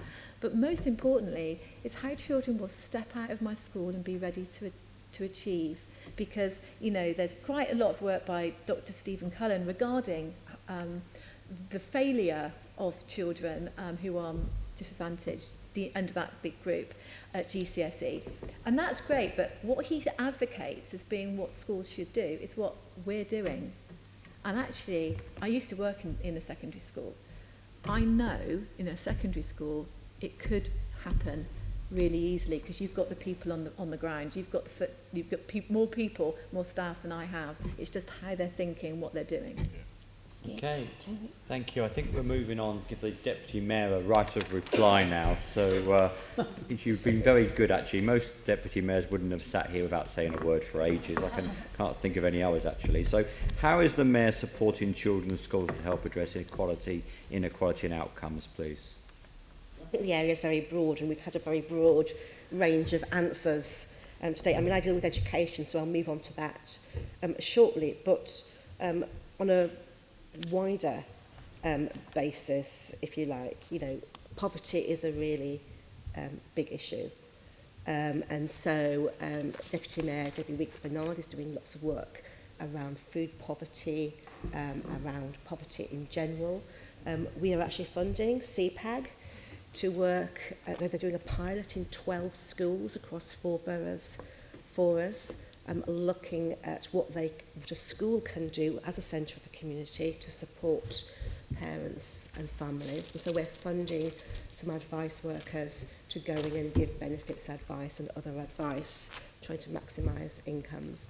One of the most difficult things for me, I think, when I travel across London and go into schools is actually the amount of schools that now have food and baby banks because of the need of their parents. It is actually heartbreaking to see, and I take on board what Sophie says about schools often being the very non-judgmental place where help can actually be given. The London Living Wage is something obviously the Mayor is pushing, and that is now a key part of his new Good Work Standard, which is being rolled out. Obviously with the adult education budget devolved now, the focus on skilling up Londoners, and particularly a focus on skilling up low-income Londoners, is going to take on, I think, a really new impetus. Your earlier panel talked about housing for teachers, but actually, and they also talked about mobility, which is a big issue, and I think the Mayor's concentration on delivering more genuinely affordable homes, more council homes, is really important. The issue on childcare has been made, which is partly why our early years hubs were set up, because we do know that one of the drivers of poverty, particularly in lone parents, which tend to be mothers, we have a much lower maternal employment rate in London, so the more we can encourage children to access, or parents to access, that, particularly that free early years offer, and get children into early education sooner, is going to be really important.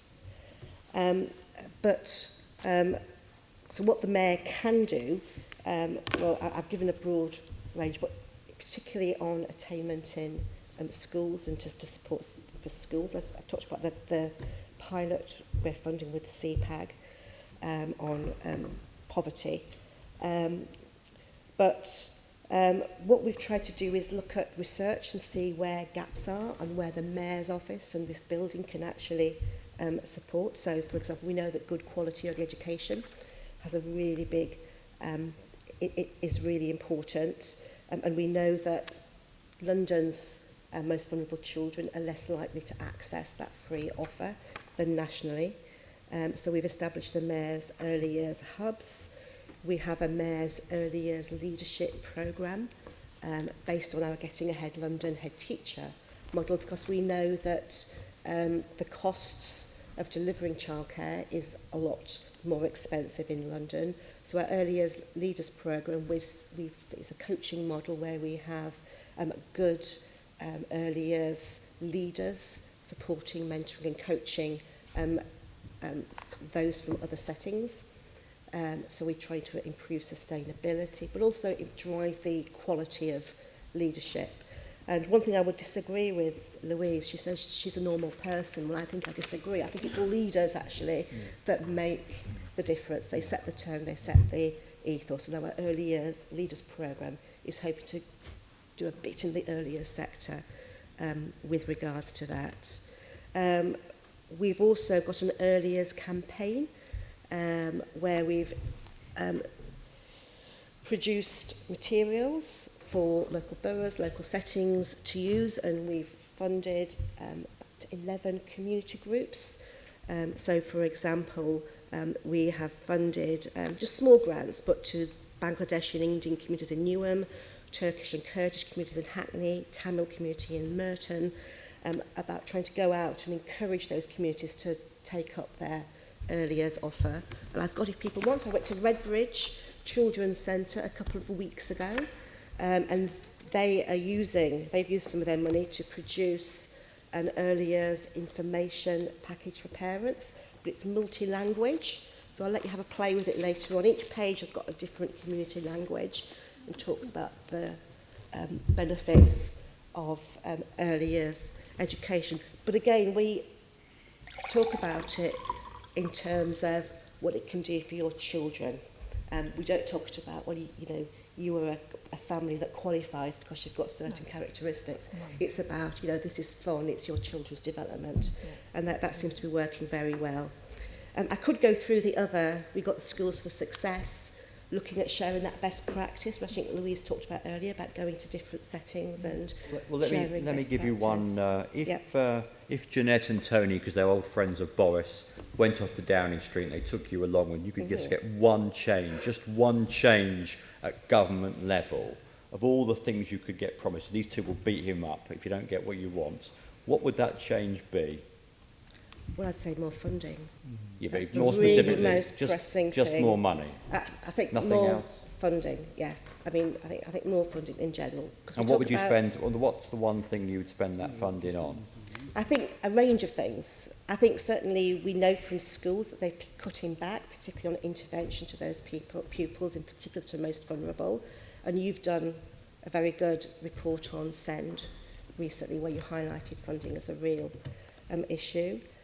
I think we've been very disappointed that in professional development terms, the amount of money to London we don't think it's as large as it should be. London seems to be forgotten. So we would certainly want to do more with professional development, not only for leadership, but also I think middle leaders are key. And when we talk about teacher recruitment and retention, some of the research we did 2 years ago showed us that, yes, housing costs were a big issue, but actually it was professional development support at middle level, that sort of 5 to 8 QTS, years of QTS that actually had a big difference, which is partly why our Getting Ahead London programme, supporting aspiring head teachers. We're doing a pilot this year for middle leaders as well, for those making that step into middle leaders. So I think there's a variety of things you would spend funding on. But I think, for interventions in school and for professional development, because we know quality teaching has the most impact. Thank you. And last year you published Boys on Track, which looked at the underachievement of black boys and white boys on free school meals. How would you like to take this research forward? Well, we've been disseminating the findings from Boys on Track. I mean, the key message was that you had to identify practical strategies to support those boys to succeed, and for the emotional well-being of those boys should be everyone's responsibility. And we've heard about Black Caribbean in particular, and white working class actually are the lowest attaining groups in London. So that research has been disseminated very widely. What we're doing with it is that one of the recommendations was to work with parents and families, involving them in their children's education. And that is linking up very closely with the work the Violence Reduction Unit wants to do about supporting children who are most at risk of exclusion, and it is that same group. Round 2 of the Young Londoners Fund, in this prospectus we particularly asked for projects that were supporting families whose children were eligible for the fund, and we're going through those, but we have got an increased number of applications for work with families and parents.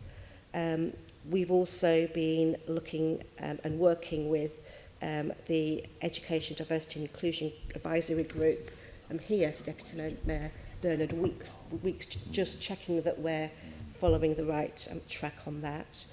With our Teach London, we're aware that one of the recommendations that we put was about recruiting a more diverse teaching workforce, and recruitment and retention of BME teachers is one of our priorities. In inner London, only 6% of teachers are BME, compared with 81% of pupils.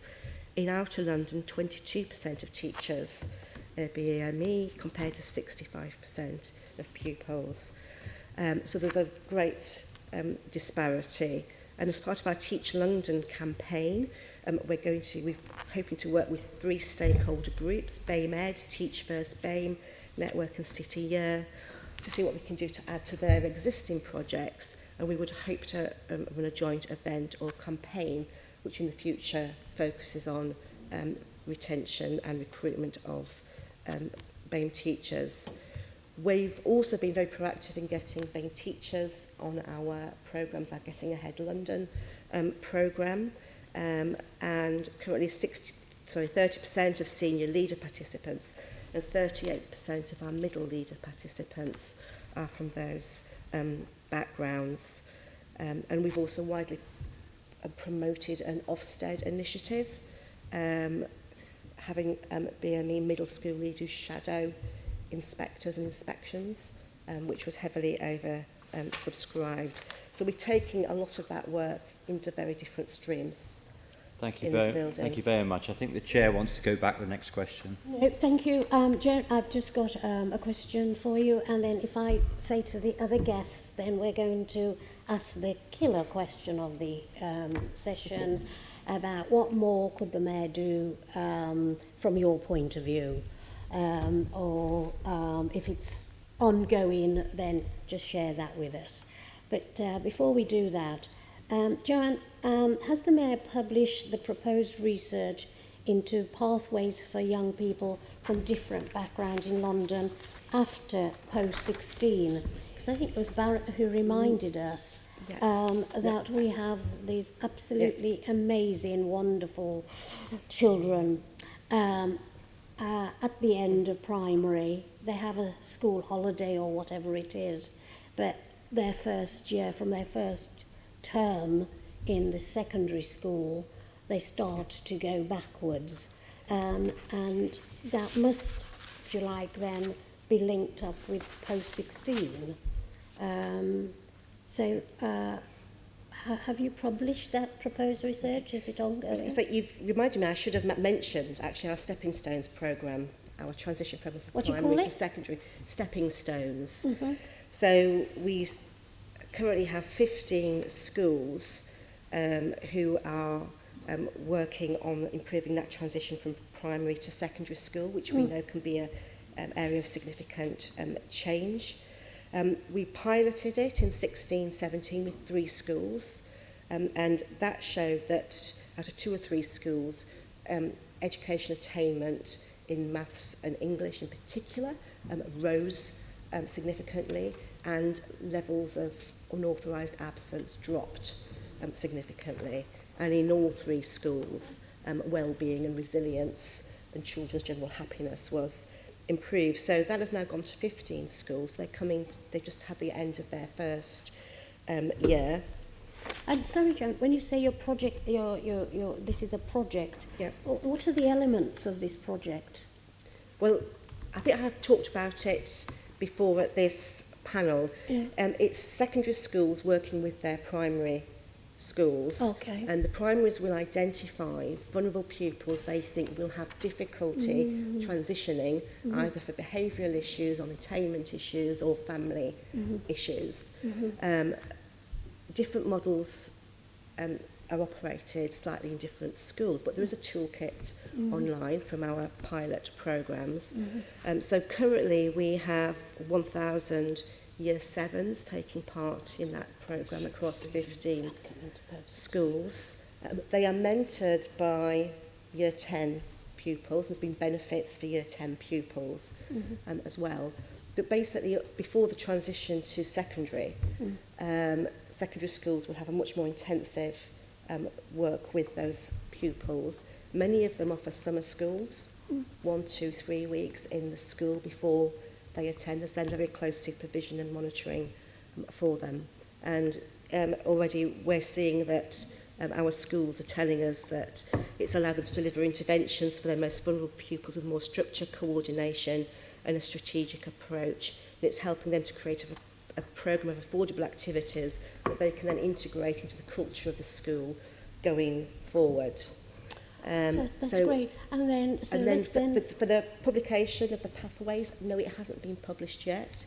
We're expecting it in November, December, but I don't get any surprise to you that it's showing that similar with primary and secondary schools, it's the same groups who are underachieving going forward. What it also shows, and I think from memory, it shows that there's around a 28% at sort of 16 to 18 actually move settings, which is very high, which might indicate that there needs to be better personalised careers guidance to those pupils. It also shows that more London pupils than nationally jump straight from a level 1 to a level 3 qualification. So London's average point score is lower.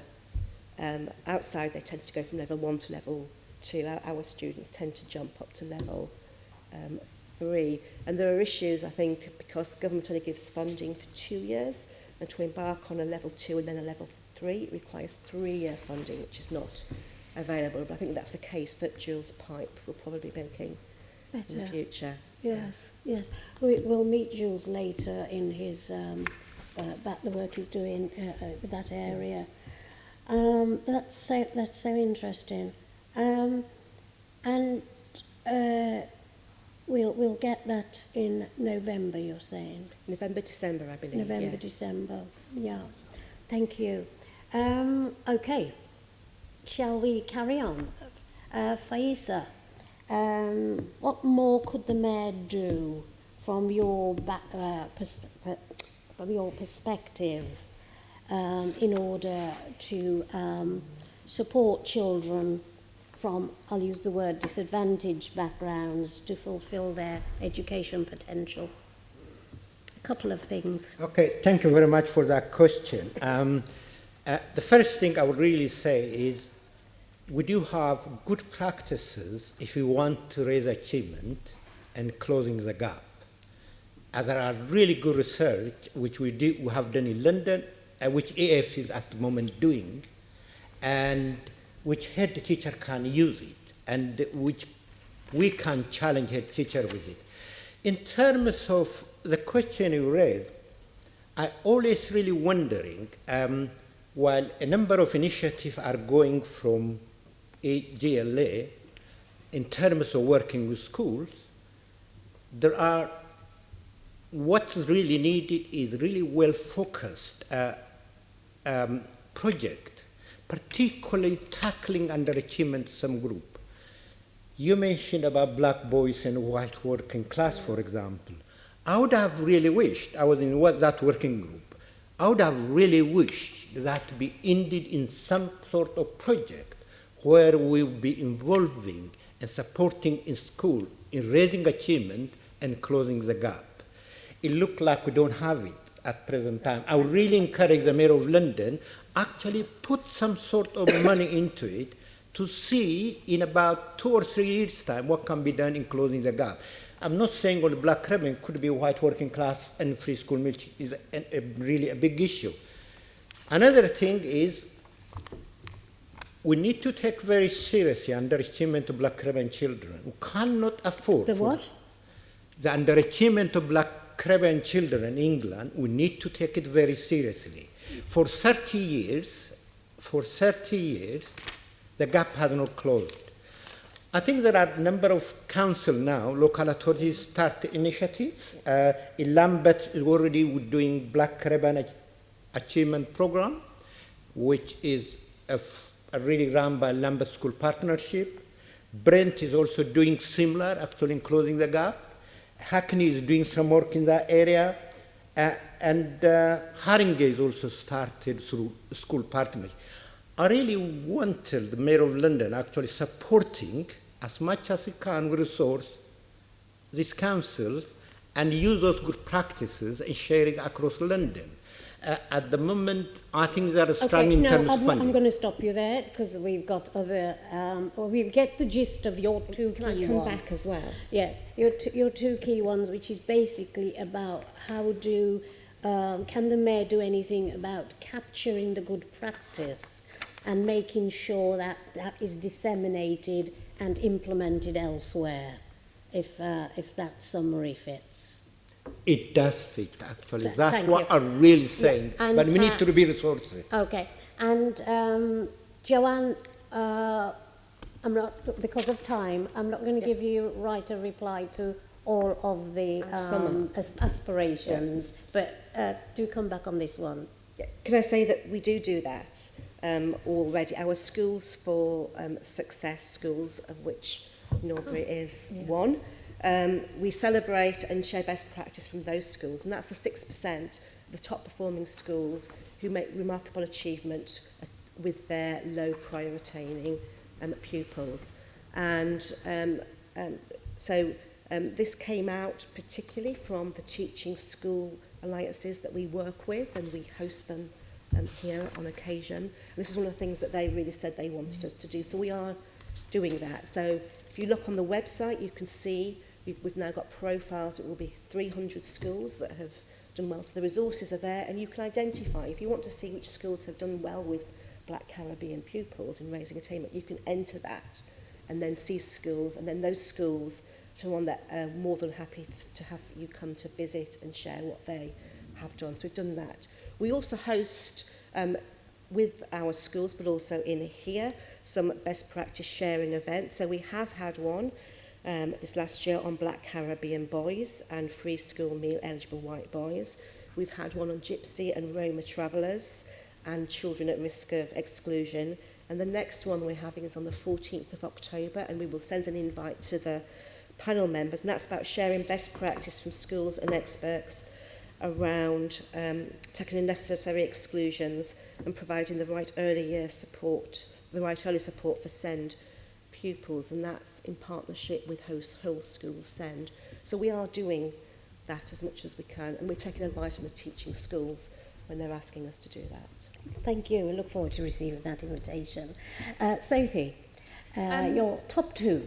Yes, okay, so I think the big thing that we want the Mayor to do, which I must acknowledge the project that GLA is already funding CPAG to work on, which is looking specifically at extended schools models in 12 primary schools in London. It's really great to see that commitment from the Mayor. Obviously, that's a kind of drop in the ocean when we think about the number of primary schools in London. So thinking about, I mean, either how GLA can fund that more comprehensively, recognising that GLA is never going to be in a position to fund every primary school in London to do that work, thinking about where else that should come from. And I think applying pressure on local authorities to think about this, and some local authorities in London are already putting good initiatives in place. I know Hammersmith and Fulham are looking at universal free school meals in their areas, so there are things happening, but I think the Mayor kind of continuing to put the pressure on local authorities to think about those extended school provisions, not just what's happening in the classroom.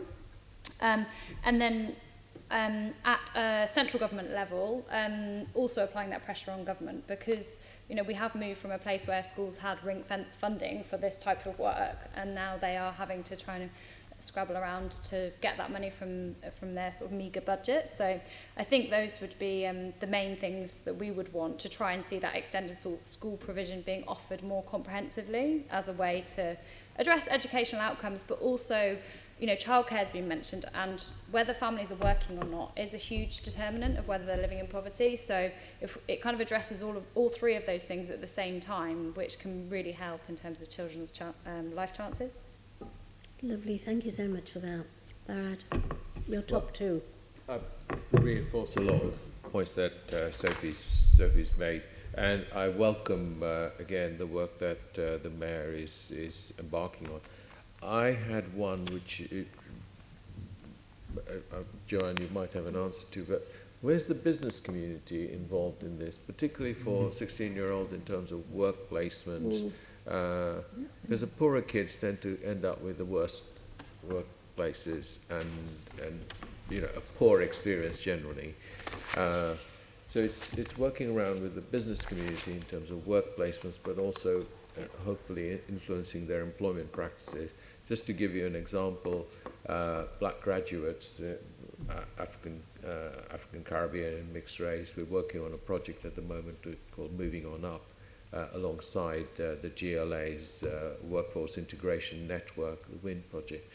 But you're absolutely right in terms of employment prospects, because of primarily, I suspect, the universities that if you're a Londoner and you go to a London university, it's likely to be not to the top ones, which London has, but the ones at the outside of the Russell group, at the bottom is more likely. And whatever the reason, they're twice as likely to be unemployed than their peer group with similar degrees. So, there's something that flows through from primary to secondary to tertiary education and the outcome for that. So I think there's a responsibility around working with the business community. And then a slight outlier, again, something that we're working on, affects a smaller minority, but minorities within minorities will actually often not get the attention. But the whole thing around citizenship for young people whose status may not be clear because they arrived here when they were very young, the Windrush effect in a sense, if you want to call it, but a large number of people affected by that.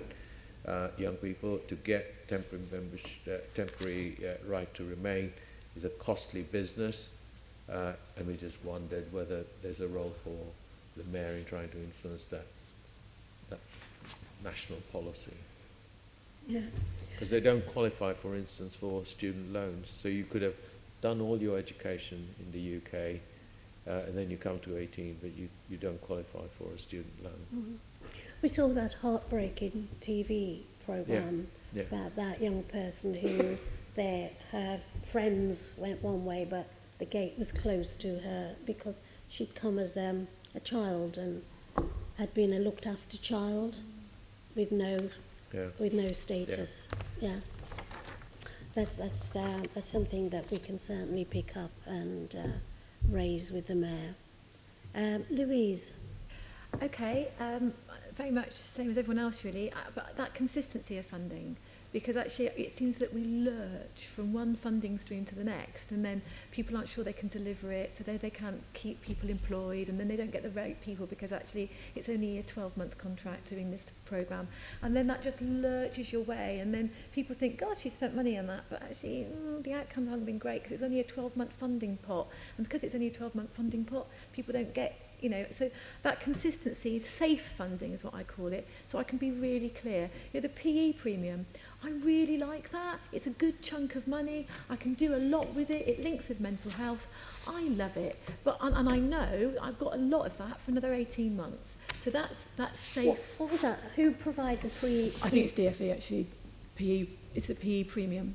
From the I think it's the Department of Education. I might be wrong, but it's that consistency, and it's the same with, you know, Sainsbury's doing the sports awards for schools. It makes us do sport more because we've got that. We can get our T-shirts and all those different things, and it's a consistency. So I guess what I want the Mayor to do is talk about consistency, write about business, because actually there's a lot of money in London that isn't always targeted in where they should be. Look down and see the people that are beneath you, sort of thing. And the other thing I think is also important is when you look at take-up of GCSEs from vulnerable children and their groups, history, geography, RE and the arts are the least likely to be taken up. And that is because actually they cost a bit of money other than just going into those lessons and getting those good teachers. So I think there should be a pot. Now I know the Mayor has a fund for music. One of my children is getting that now, and she comes here on a Saturday morning and does her music on the South Bank. But it's those sort of things that we need, that consistency, get money into schools so that we can use it in the way that we want. But music is another way forward, and history and geography. It's about understanding where we're coming from, but also being able to pay to go on those field trips, to be able to go to those different parts of the world even, to explore the history and make it alive. So all those things I think are lacking, because certainly in my school, our trips are London-based because it's free transport and museums are free and it's a great place to be. But actually, I'd love to take my children to Edinburgh. Can't afford it. So it's about those sort of things that would be really useful. So safe and consistent funding, and actually look at the arts, because I think actually, if I think my school budget's been reduced, the arts have just been depleted, haven't they? So I think it's a really important area about self-esteem, mental well-being. We know singing and playing music helps that. So if I summarise all that, if it's possible, for you, Louise, I mean, the Mayor tells his own London story, which is incredibly inspiring. You know, parents, arrival, you know, working, you know, on the bus, mum a seamstress, one of a large family, and his movement through the education system, and then you know, MP, the Mayor. I mean, what a journey. And he says he aspires that for all children. But I get from you that we could want him to be saying even more in terms of articulating the needs of the London child of the now. Yes, absolutely. To those in power that he speaks to at the Department of Education. Yeah. And in a sense looking at his own budgetary programme to see in the same way he inherited actually music. Music started, I think, with a previous mayor, if I'm right. But there are other areas that need looking at because of that enrichment. You talked about enrichment when you spoke. You talked about befriending. You talked about family development. You talked about all these, you know, parts that have to be there to surround our children, so that they can then, you know, be able to navigate life in a city, which although we know it's wonderful, it can be quite a cruel and awful place as well for them. So we're going to be looking at all that you've said for us. And Joanne, I can see you pointed your finger. I just wanted to come back, if I can, at some of the issues, the things that we are doing. You might respond to some of the points that we're making. No, I'm going to ask you to send it to me in writing. In writing, I will do. And why I say that is because I know that you've got your senior officer in the room with you. And we are doing a lot with the business community and with about careers. Absolutely. We don't do this to and fro. You know, it really has. It has been such a useful session, and at times inspiring. And there's a sense that everybody is so committed to this agenda and the work that you all are doing. And I think more now we're hearing about the collaboration that's taking place, whereas when we started 4 years ago on this work, it seemed to us no one was talking to each other. So you get a sense that that is happening more and more. So thank you very much. We'll be looking at what you've said to us. We'll be getting back to you if there's any queries. Send us any summaries that you've got about what you've said, about what you're planning to do, and we'll pop them at the back of the report. And Joanne, do pull together a summary of whatever else you want us to know that the mayor's doing. And thank you so much. It's been really lovely being with you. Thank you.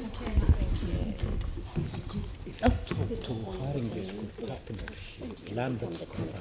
I know how I did the own research 2 or 3 years ago. Right, where are we? With no focus. Yeah. Can I ask members to note the report and the discussion and delegate authority to me as chair to agree any outputs from the discussion? No. Thank you. It's what you need. I'm running At a training 10-year educational work programme, we need to have a talk about it for our next meeting, but of course it's set that we have to get the skills, because they will have been spending money on skills, so we need to know how that's going, and it's skills and something else. And then just to draw members' attention to the fact that the next meeting of the panel is scheduled to be held on 6th of November. I do hope that you'll be out and about with me to get presentations. Item 12, there were no urgent business, so we can conclude the meeting. Thank you. GLA, Chamber, Sound. GLA, Chamber, Sound. GLA, Chamber, Sound. GLA, Chamber, Sound. GLA, Chamber, Sound. GLA, Chamber, Sound. GLA, Chamber, Sound. GLA, Chamber, Sound.